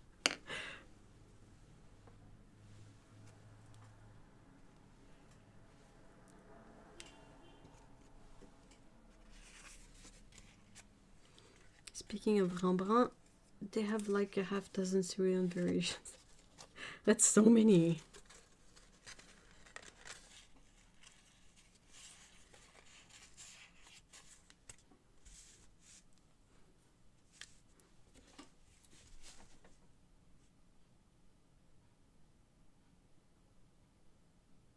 Oh, nope. No. Whoa, okay. Yeah, that's I'm not sure OSHA would be good with that one.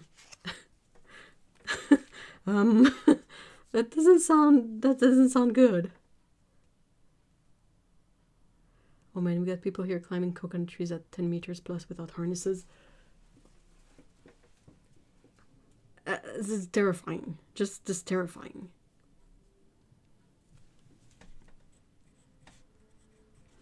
$17 and 21. What's that? Okay, interesting. Oh, okay.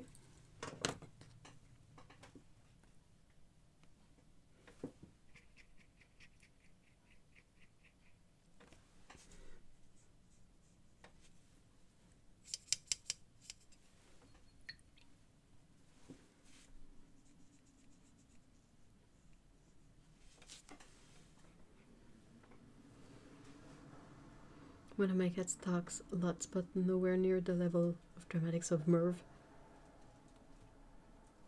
I will have to watch the replay. I missed too much.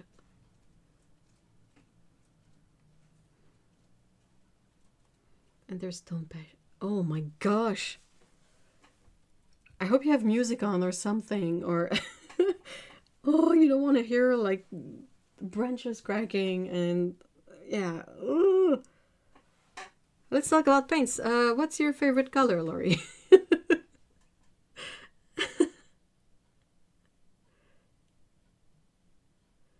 Cerulean, yes, I've got to collect more. I only have a few.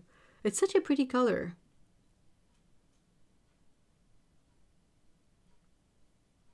Side note, but very important. I forgot to rave about how amazing the paintings of my kiddo. Wait, where can we see those?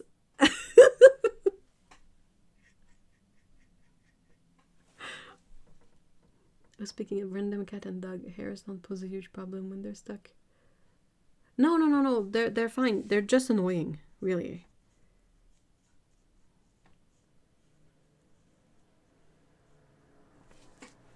I feel like the worst that could happen is that they perhaps have some contaminants on them that might make paint moldy, but like life itself will make paint moldy, so there's really not anything to be done about it.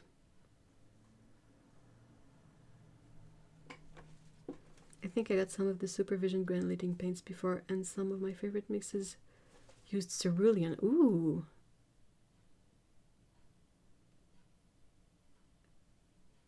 My fave color is buff titanium. Ooh, that's interesting. That's not one we hear often. Do you have a favorite version of the paint? I like it. I don't know why, because I don't think I use it all that much, but it's kind of a comforting color, buff titanium.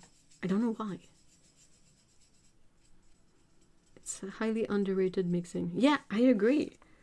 There's something about it that's really pleasant. True, I think just staring at my M. Graham. Yeah, yeah, yeah, yeah.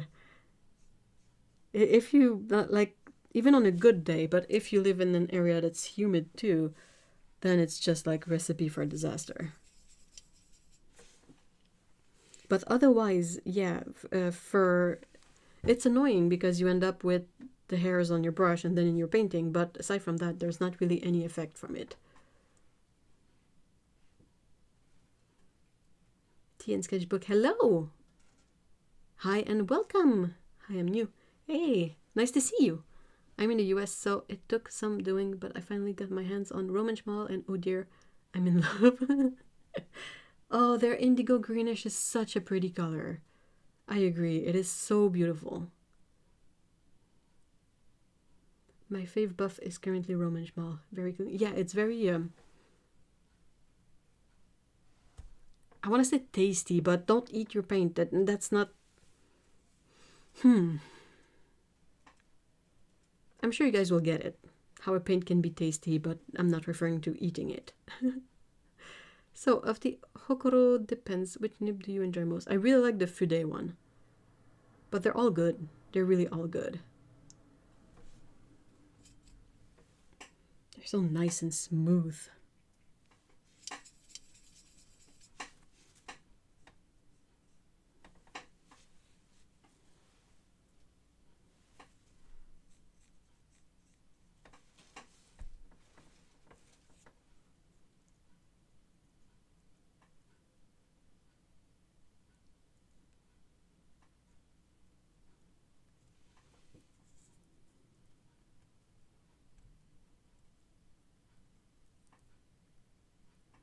I have the fine and medium. Fine and extra fine are always my go-to, but they're both really nice to use.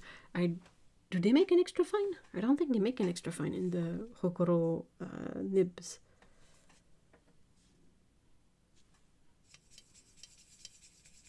They also have like wide italic ones that are really, really fun. I sprayed paint everywhere. Oops.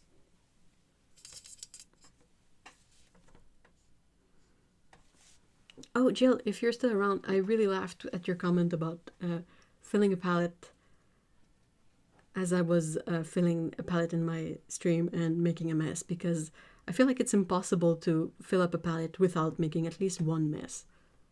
It's like the mandatory mess. One of my fave regular shades is a good Quin Gold. Yep, I agree with that. Though they're not all Quin Acridone Gold hues are built the same. Let's just say that. The shop doesn't have EF. I don't think it exists. I don't think there is EF for the Hokoro. Reason I love buff so much is I paint lots of forest scenes and mushrooms. Mushrooms, it is a good mushroom color, I agree. Thanks for the welcome. I've been watching Ev's video for a while. Hey, thank you so much. But I didn't realize there were these schools. Ah, welcome to the Discord as well. Awesome. They don't, but my whole collection of fountain pens is majority EF. I write teeny tiny, but now I'm old and can't read after I write. Getting used to it. Yes. You just need to write a bit bigger. I'm laughing because I can absolutely relate. I'm also getting older, and I feel like more than once now, whenever I want to read the fine print on a tube, I have to almost put it inside my eyeball to see it, you know? And it didn't used to be that bad.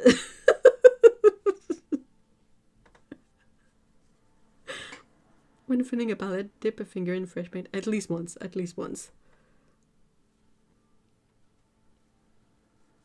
I'm gonna call it the mandatory mess. I really like buff titanium too for, you know, those really nice beaches with the super teal aqua water. I feel like the combo of the buff titanium, a touch of Quin Gold, and then that teal color, oh, it is perfect. It is beautiful. True, I love Rosa Gallery. Their Queen Gold is very different. It is really, really weird.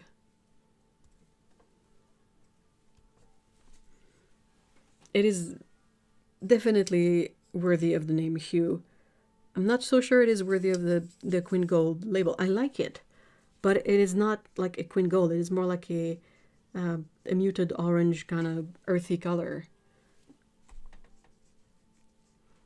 The Roman Schmal, Roman Schmal has like 3 Queen Gold hues, sort of. And there's one of them that's my favorite. It's the one that's just labeled quinacridone gold, I think. And it still has the PO48 in it, and it's so pretty.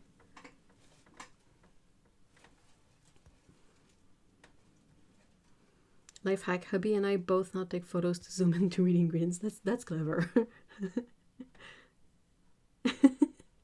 I've officially reached needing to lift up glasses and put the tube right up beside my eyeball. Yep, same.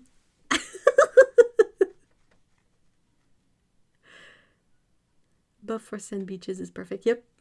I was just going to say that buff titanium. Yeah, it is perfect for that color. And also some places around the world have a lot of their masonry and their buildings are that color too. So it's a surprisingly versatile color. But I feel like it's always underrepresented in everything. I need to hold paint tubes at arm's length and also wear reading.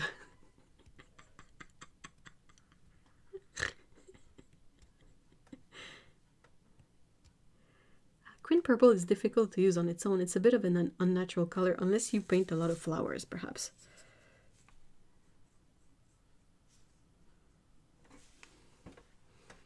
Yes, I have 2 Roman Queen Golds. I stocked up on so much of their Queen Gold because I think it's my favorite of the hues. And when I saw that PO48 was eventually not going to be a thing anymore, I was like, oh no. No, not again. This is not happening. I am not. So, yeah, I was watching for sales and I got a few spares. I did that yesterday too. When I moved to the UK, my better half made a conversion chart for me. I put it on the inside of the cabinet door. It was a lot easier during 25 years ago. My reading glasses are amazing, but if I look up, it feels... Oh, yeah. Eep.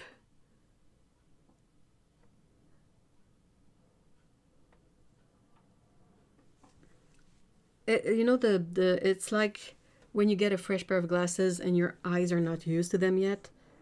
And it feels like everything is... Like the ground is soft. This is not a great feeling.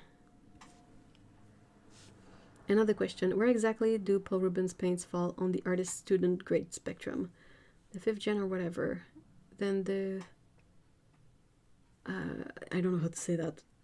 So I've reviewed that one with the Chinese name, the latest one. I did a review, and my overall impression is that the paints are really nice.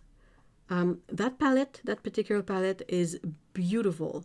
In my opinion, it's even prettier than the Schmincke palettes with the watercolor print on them, because the Paul Rubens one has the print on top and bottom of the palette, and it's bright and colorful and it's so pretty.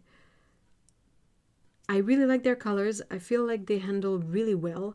The only thing that I'm a bit on the fence about is if people are really if people want really precise info about the pigments in their paints for light fastness reasons or whatever, I find it difficult to recommend this set because some pigments they use are discontinued pigment, so it brings up the question of where do they find them. And since they don't really disclose where the pigments are sourced, I feel it's difficult to say, like, go for these. We know for sure that that's the exact pigments that are in there. And if you look at one of the colors that I had in the palette, the Gamboge one, the PY153, it was such a weird variant of that particular pigment that I find it difficult to really recommend them, because I'm like, is it that pigment, really? Like, what pigment is in this paint? Because it's a bit like if you got an ultramarine blue paint and it says it is ultramarine blue and it is PB29, but then when you paint with it, it looks exactly like Indian Throne blue. So it's a deep transparent blue. So you're like, okay, it says it is ultramarine blue, it is the right pigment code, but when I look at it, I don't think ultramarine blue. And yeah, so that's just where I stand with them. I feel like they're great paints, they behave well, but it's difficult really to fully advocate them for people who want to sell originals, because I'm not entirely sure how their pigments would behave on the long term. I guess that's it. That's what I'm trying to say. Oh no, that sounds awful. Lyra.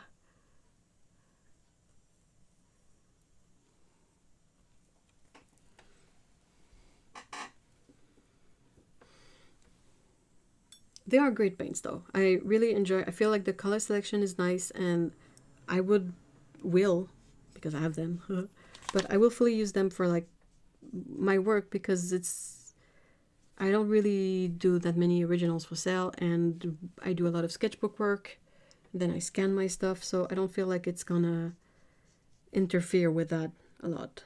But yeah.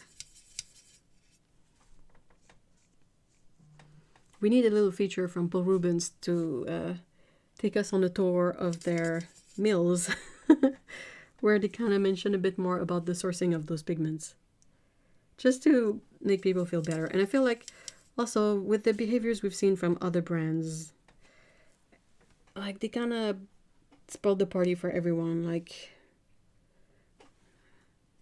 when you read something about the phthalo green mines, it's difficult to assume then that paint makers never ever ever lie on their label. You know what I mean? Those paints do like an old pigment stash. I was found people were implying that there was an old... Yeah, but okay, so what I've heard, and it makes a lot of sense, people in the comments were saying things, and it came back a couple of times, but to the effect that a lot of those pigments that are discontinued for mass production are still being produced in very small quantities relatively. And when they are being produced in those small quantities, they're being produced in China. So I feel like it would make sense then that a Chinese paint company like Paul Rubens could get their hands on some of that small scale production pigment. It wouldn't be old pigment, it wouldn't be a hidden stash. It would be like quote unquote fresh pigment, but they get a small amount of it. And it's local to them, so they don't really have to import it, and they don't need necessarily a huge amount of it. And I feel like that's a very plausible way this would happen.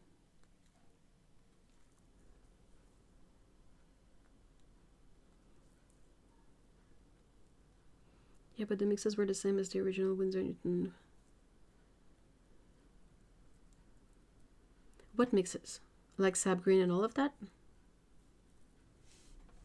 I feel like it's just that, you know, the paint mixes, you can copy the recipe from anywhere. You know, it's like that Jane's Gray thing where mixing burnt sienna, or like mixing PBR7 and ultramarine blue is not exactly a whole new concept. So perhaps they just, looked at a label and then reproduced the paint. I don't know, but that would be what I would say. I feel like some companies like Paul Rubens,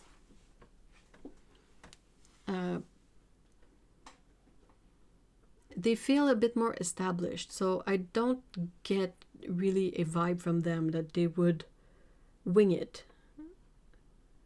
I feel like they're quite legit on their own merit. So in that sense, I don't think they would just create any kind of color just for the sake of having a color in a palette. I could understand doing some research and finding older formulas of a color and then to try to reproduce it, you know. Catherine Brown. Thank you. Hey, thank you, Catherine, for being here. I gotta go to the art supply store. What are you gonna get? I hope you find what you're looking for at the art supply store, and thank you so much for being here. I have a ton of brands of watercolors. Let's see. It's not weird because in the US, Winsor & Newton is quite expensive. It's expensive here in Canada, so I don't see why it would be any different down south. Also, some YouTuber was also saying that it was... no, Winsor & Newton have their... Unless it has changed, but their Cutman range is made in China. Professional range is still being made in France, I think. It'd be interesting if they had a few rare new pigments. I keep seeing new Chinese brands pop up with pigments I've not heard of. There's one called Sinor's that seems to be into unusual pigments.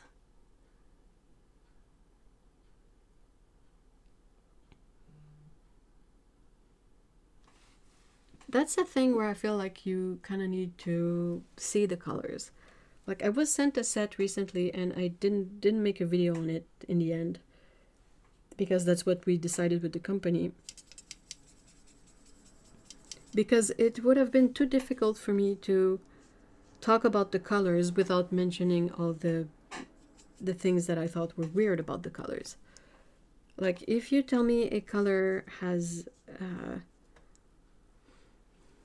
like I said, if you tell me a color is PB29 and it's ultramarine blue, but it behaves like a phthalo blue, like it's super transparent, super staining, non-granulating, I'm gonna have to mention that in my video. And if there's many instances like that, well, I will reach out to a company and I will say, well, I have a lot of things to say about your set, but they're not all good. So you can pull the review if you want.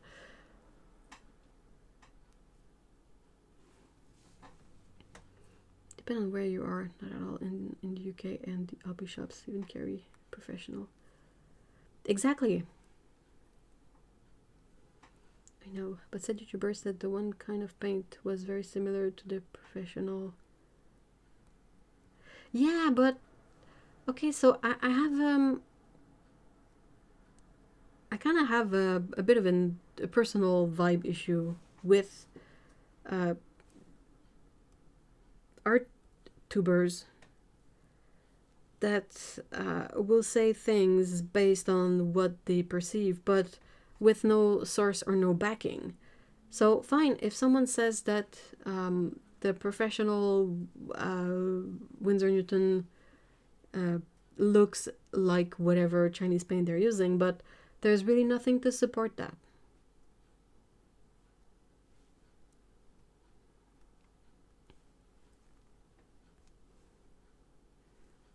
And I don't know, like if it's someone, perhaps if it's someone that lives in, you know, in China or whatever, perhaps they have their own manufacturer of paints over there for professional Winsor & Newton. That's also a thing that exists.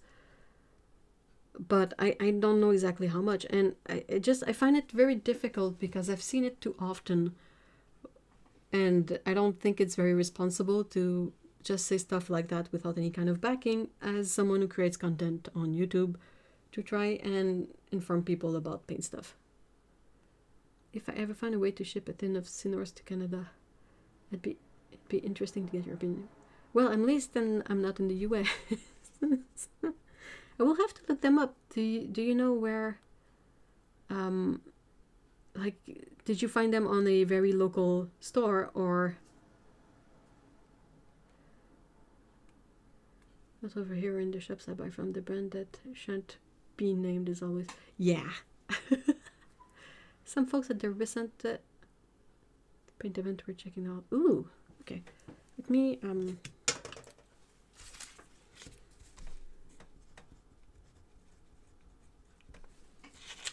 see if I can find it.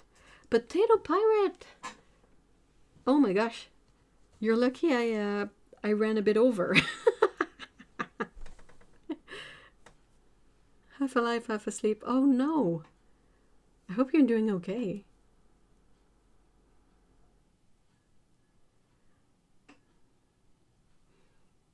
Like, I see a lot of things that people say sometimes, and it just grinds my gears because that's not how I kind of function. Like, I saw someone mention an orange color, not... I mean, it's an older thing, but I saw that they mention, oh, this is a really nice orange color. It would work well as a red in a palette. And it's just like... But it's an orange. It's not a red. And then people are going to be like, oh, why is my mix all muddy? Why is my purple all muddy? And you're just gonna be like, where's the exit door? You know. I saw Alice Lim showing them. Oh, I have to look that up. Migraine. I'm so sorry for you.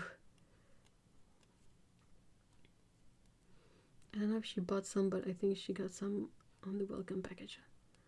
All right, I'll see if I can find something about that. But yeah, that's the thing that I find a bit weird, is that, like, what I feel would be interesting to know, in my opinion, is whether let's say you have some professional, hypothetically, let's say you have some professional Winsor Newton that are made in China. Why is that? Are they like for the Chinese market? Are they fakes? Because there's such a thing as fake art supplies. But also, not all products are offered to every country in the same way. So sometimes you have like specific items that are made especially for a specific market. They're not fake, they're not bootleg, they're just not available elsewhere. And that's not easy info to find out, but I would still try to find out before saying something and having an opinion that is presented as a fact, where it's just an opinion without any kind of backing. Does that make sense? I hope it makes sense. And I do take a lot of trouble with the things that I talk about in the chat, so it's pretty... Yeah!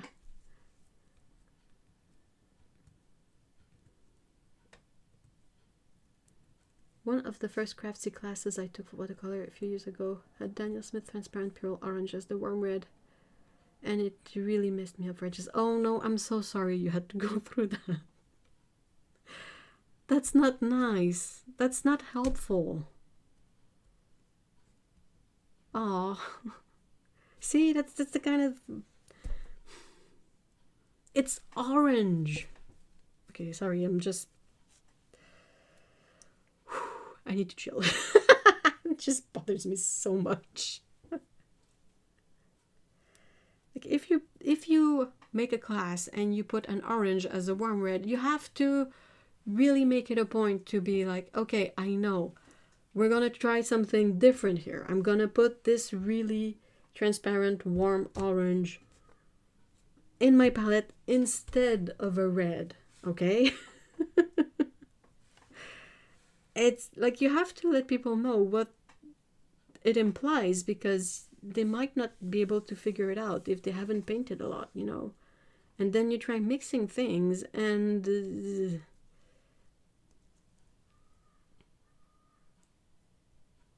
Good point, Ev. US Coca-Cola is formulated quite differently than the European one. Doesn't mean the... Yeah, exactly. Same with the Fanta. You know, the drink. I think Fanta outside of North America has actual juice in it. We don't.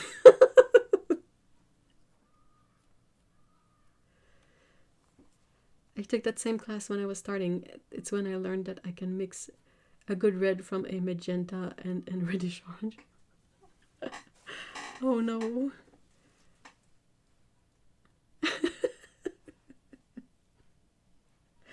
So yeah.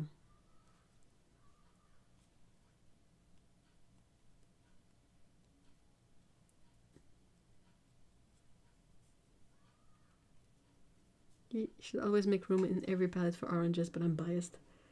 And it's not replacing the reds. That's the thing, yeah. It was also the older pigment version that was redder that the teacher used. Yeah, that too.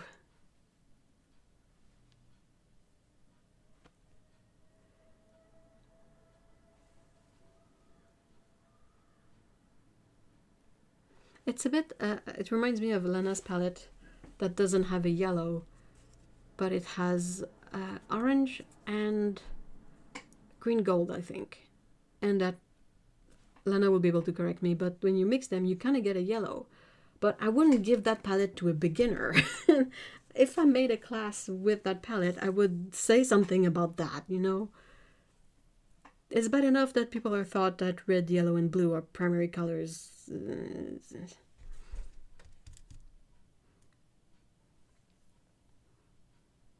Otto and I have had such a rant sessions about people trying to mix magenta on TikTok or whatever, and it's just like, you cannot mix magenta. Just stop. Stop. Enough. Shush.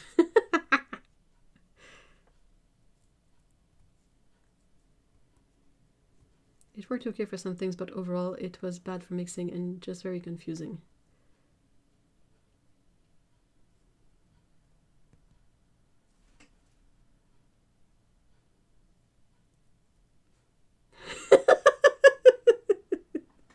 Yeah, American Fanta is something else. And it's not shade thrown at Fanta. It's one of my favorite pops or sodas. But oh my gosh, is it artificial? Unbelievably so. It is radioactive orange. Seriously. And we have, oh my gosh, they're so good. But we have strawberry Fanta and pineapple Fanta. And they're equally radioactive colored. The red, the strawberry one looks like it's gonna stain everything, if it can, and the pineapple one is yellow, but it's that kind of, you know, really intense yellow that is not greenish, but you still feel like it would glow in the dark if it could.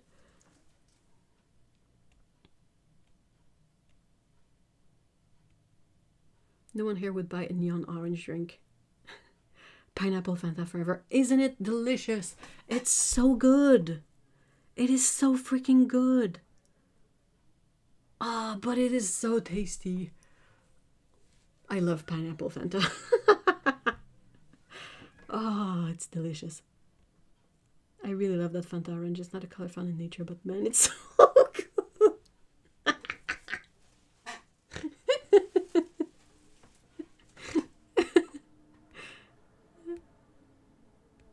Oh my god, Lyra, that's awful.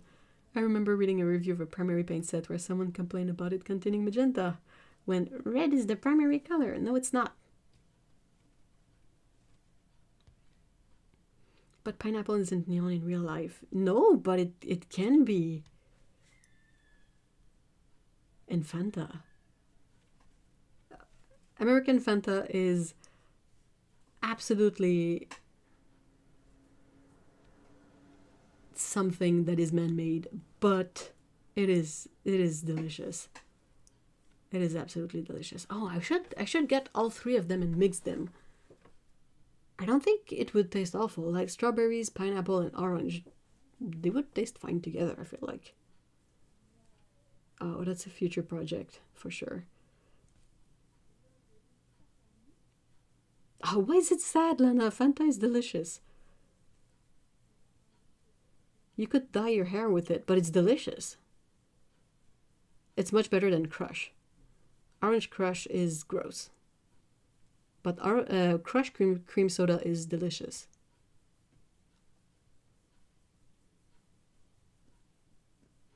So I have a lot of opinions about soda because I haven't been able to try anything fizzy in my life for 90% of my life. It's only in the last few years that I've been able to drink fizzy things. Oh, the red being primary sad. Okay, okay. Whew, whew. I'm relieved. Because I'm like, no, Fanta is joyful and bright and happy.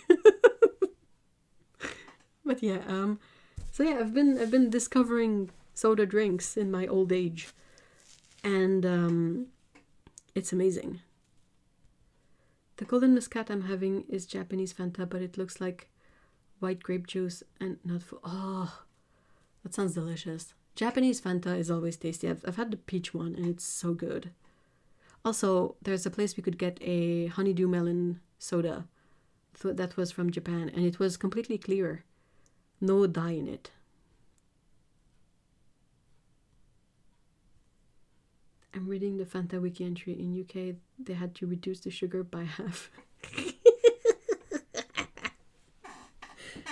Oh, it has a bit of a weird history, Fanta, but yeah, it's good. I have cultivated a crippling addiction to fizzy flavored waters in the last few years. Yeah. Do you have a soda stream machine?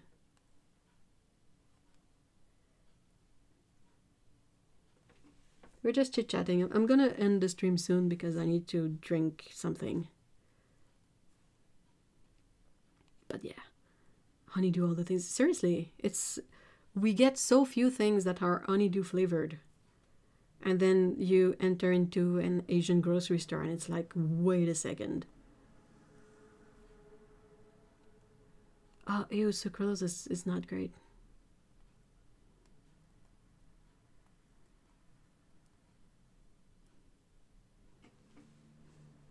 I do, but I don't use it that much. I really like the Perrier flavored waters. Ooh. I think we had one recently. Perrier, like the fizziness in Perrier is not kidding. It is so like sharply fizzy. I used to not be able to drink it at all. Like I couldn't swallow it.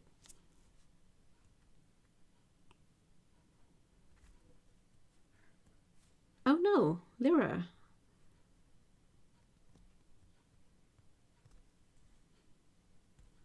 Oh man, I do have a fizzy drink. No, I have a fizzy drink that I could drink. Oh. We get there's a local company that does fizzy drinks out of fruits that are not bad, but they're bruised or they're gonna be thrown out. So they make fizzy drinks with it, and depending on what's in season, like you get different flavors. So it's been pretty cool, and they're less sweet than soda, but they're really nice. The mango one is pretty on point. I never had the American version, so I can compare, but when it comes to fizzy drinks, I like Fanta best. I think, well, over here, if you can find it, Orangina is delicious. This one is made with actual orange juice in it, but it's difficult to find, and when I can find it, it's usually imported from Poland.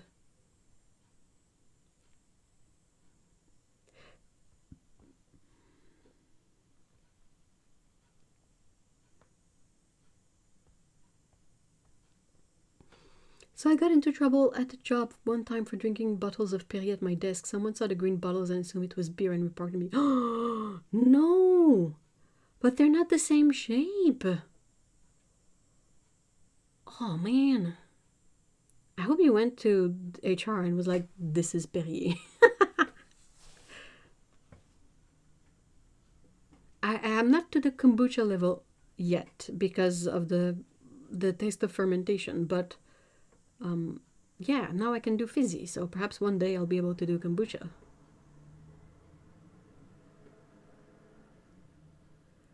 I use plain hand sanitizer at work and someone reported me for drinking vodka.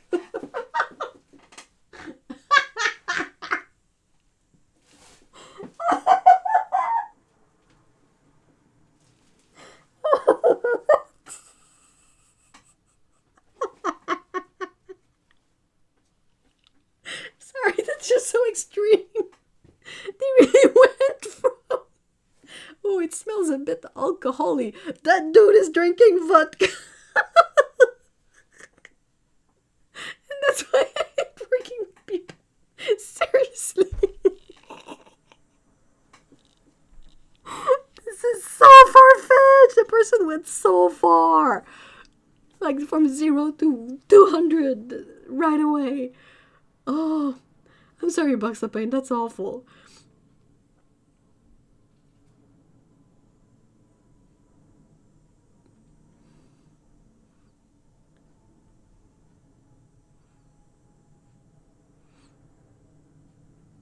Was that in the US? I feel like it. Oh, yeah. I'm so sorry, Jill. People are silly. What's June? Is that like Korean kombucha? Alcohol on the premises is one of the few perks of working in tech. I mean, sometimes you get we call it 5 à 7 here, but you know, like a after hours party. I've totally put Baileys in my coffee at work.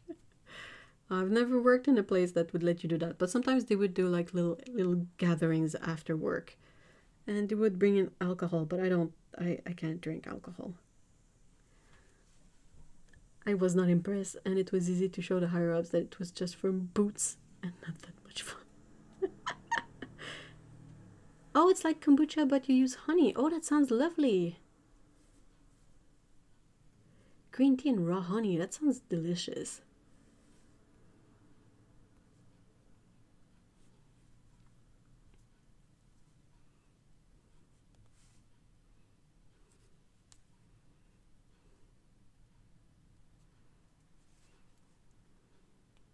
Champagne or vodka?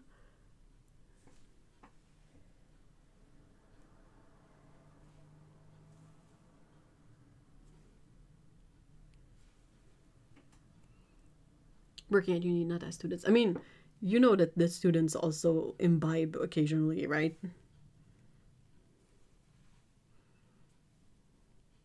We've all been students here.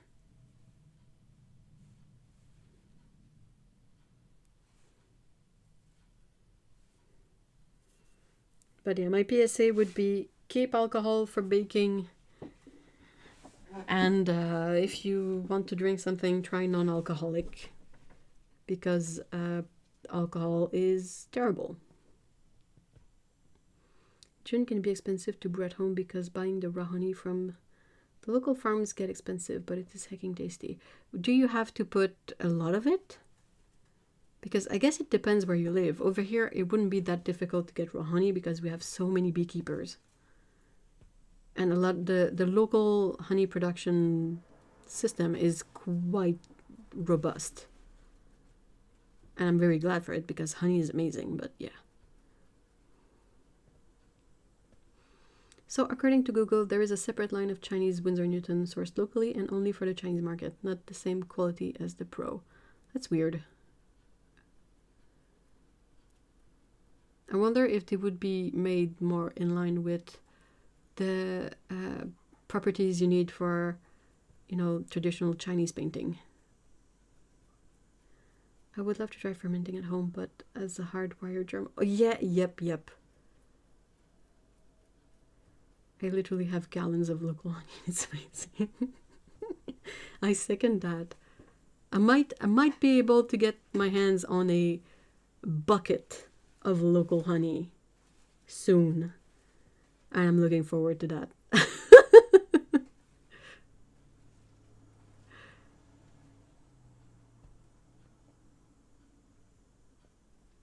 Huh. If my sourdough survives. Yeah, but your sourdough gets cooked every single time you make a bread. Kombucha, you don't really bake it before you drink it, so it could brew some weird stuff. For gin, it's about a cup of honey. My last big purchase was 12 pounds of honey. Well, I mean, that's not too bad. 3 months, $75, so that's $25 per month. That's less than $1 a day. Not too bad.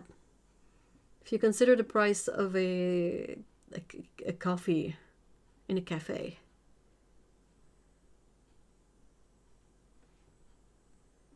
I'm with Boxa Paint here, though. I don't trust myself with fermentation at home. It's just, you know.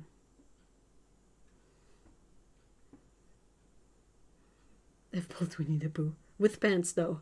I have pants on.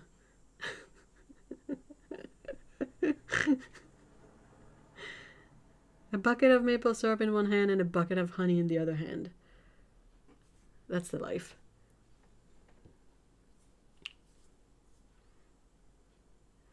My great grandma did canning. Oh my gosh, canning. Yeah, no thank you.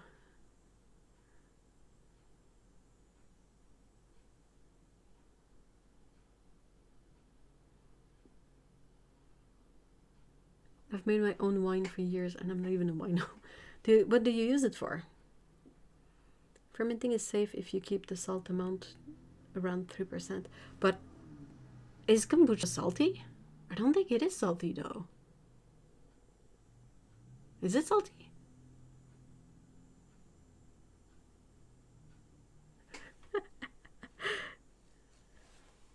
Yep. My family did pickling and canning, and even as a kid I was like, how do you know it expired? We did, I think it's the traditional thing. Most people our generation will have seen the relatives do the big canning gatherings.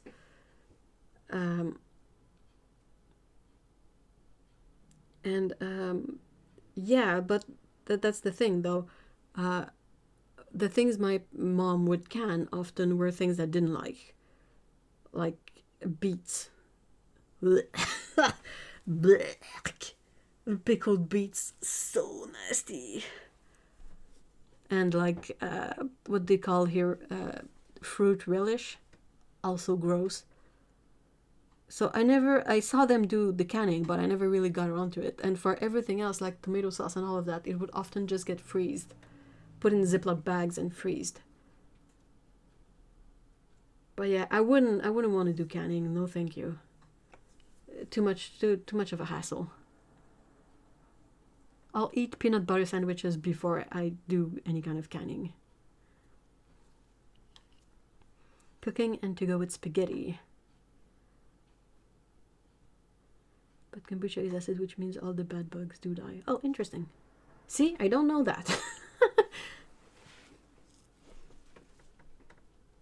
Every so often, she'd had something go off, and years later, I looked up botulism and honestly wondered how safe.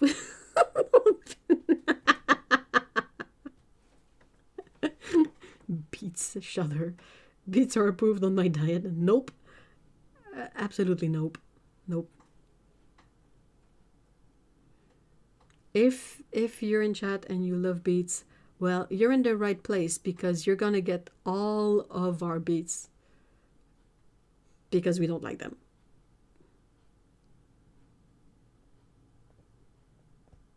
The nutritionist keeps trying to sell me on root veg, and apart from potato, not for me. So what's that? Turnip, beets, parsnip.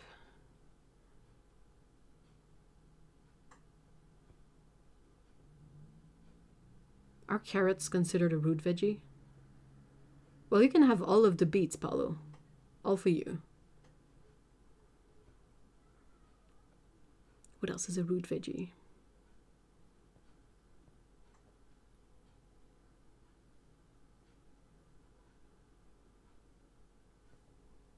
All right. Well, I'm gonna celeriac. Well, celeriac is fine.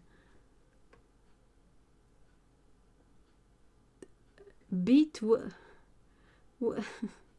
Instead of beef, it was beet in there. Oh my gosh, that's a mean prank to pull on people. It's like presenting cookies as chocolate chip, but it's actually raisins. It's this level of evil. Oh, that's evil. Oh, that's so evil.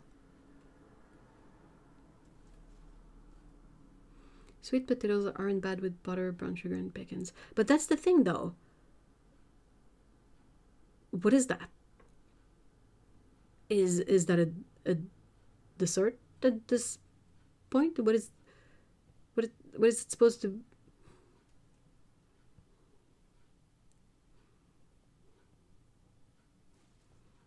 Beet. Ugh. And Habi was amazed at how my southern upbringing allowed me to eat it all and tell them, okay, I'm thoroughly impressed. I would not have been able to do that. But had to literally shut down my brain to do it. I wouldn't have been able to do that.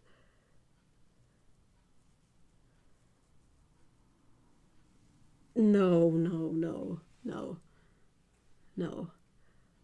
Wouldn't you just rather I go outside and put a big spoonful of dirt on my plate and eat that. We can put pastry dough, like puff pastry around the dirt, but same difference, right? It's evil. It's so evil.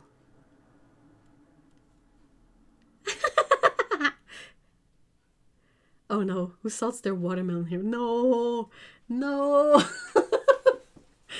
We're gonna get on the touchy topics of things that are acceptable and things that are absolutely not acceptable. Hey, Burley, hi. Hello. I was given a chocolate cake which contained beets. That's so evil. It was earthy, moist, and dusty. I could... Is that a joke? A chocolate cake is not supposed to be earthy and dusty.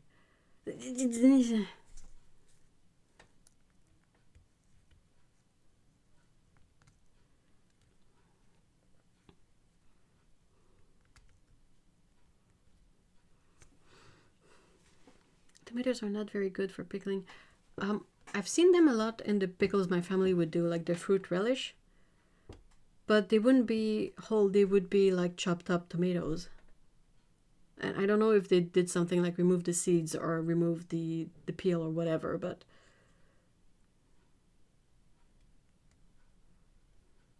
It's going to turn to pineapple on pizza and someone will have to use the emergency fry.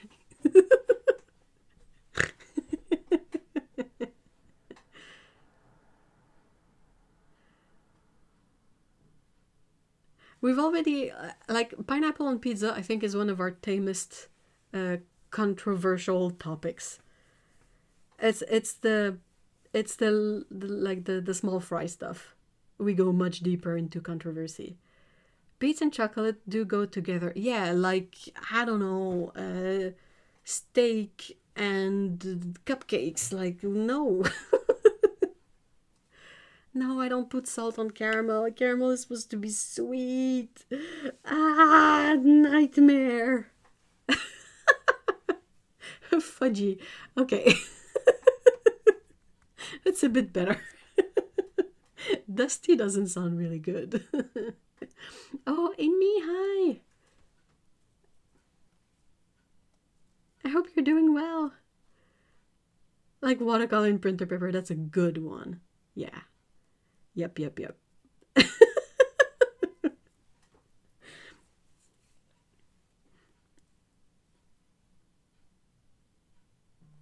No, I mean, people like what they like. I don't have any issue. It's more for the laughs that we make a big fuss about it. But personally, I don't really... I find it difficult, okay, to mix salty and sweet. There's a ratio, there's a balance to strike. And for me, more often than not, when they do salted caramel, it's too salty. And it just tastes like salt and caramel. It's like when people say that adding coffee to a chocolate cake will make the chocolate taste more. And I'm like, no, it just tastes like coffee and chocolate. It doesn't... So yeah, but I mean, you eat what you like, right? No problem whatsoever with that. It's just funny to make a big fuss about all this stuff.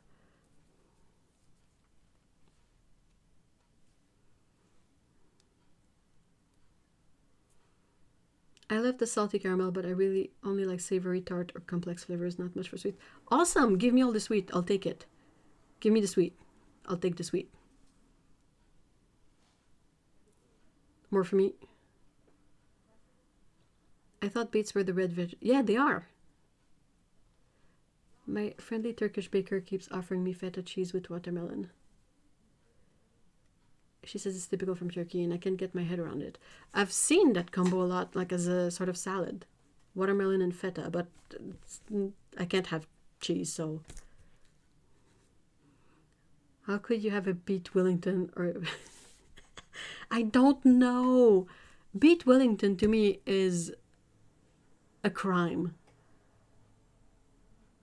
Because it's no.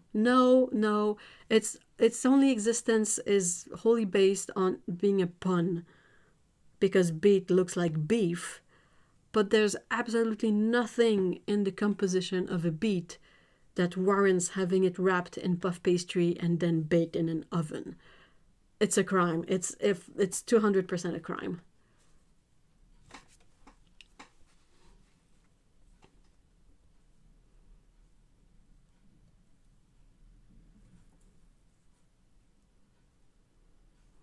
One of my favorite sandwiches is slices of green apples with mustard and Swiss cheese. That makes sense. Apple and cheese is a good mix. Green apples and cheese work really well.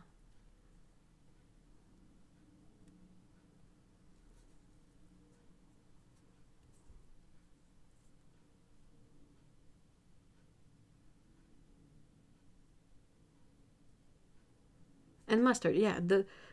It would depend on the mustard, I guess. I tried it, to be honest, but it's so much better without salt. I agree. And I haven't even talked about how vanilla goes with shrimp. Paulo. No. No.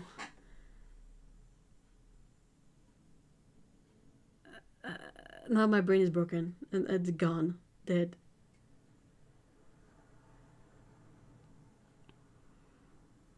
Sorry, I just noticed that your paint box has no divisions. How did you remove the metal divider? With a lot of elbow grease, and it made a hole in the bottom of my palette. But yeah, I just carefully wiggled it back and forth for forever until it popped out. No, Paulo, no. One is a shrimp and the other is vanilla. No. No.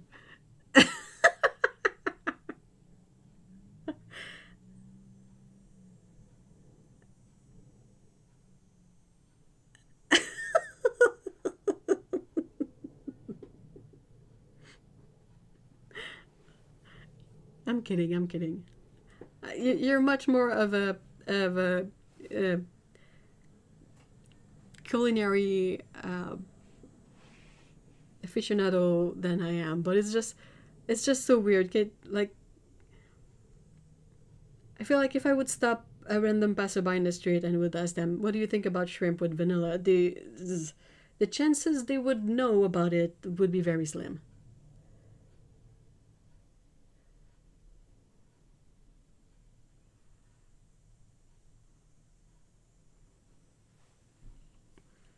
It's just not my thing. But you kind of always have these pairings of how they say duck with oranges, and they often pair pork with apples and stuff like that. And I see it, but I don't know. It's just, I'm not very on the fence about it. Let's just say that.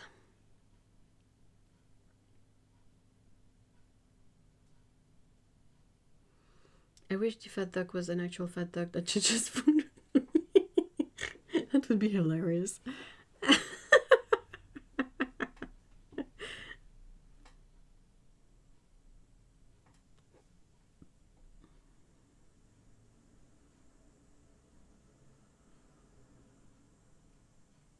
Oh my gosh, emotional pumpkin. That sounds lovely.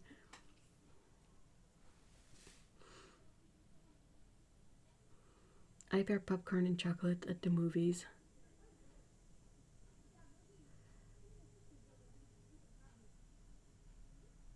It's a bit like licorice that some people just ate. Yeah. I like French fries, chips. Okay, I need to end the stream though. Really, we're getting into very troubling territory, and I worry that I'm gonna have some really funky dreams tonight.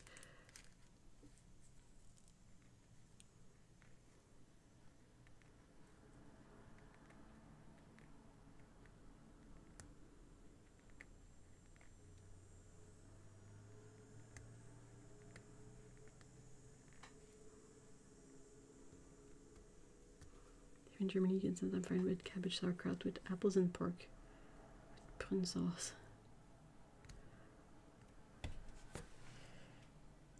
man, I need to go look at like a slice of bread with peanut butter on it or something.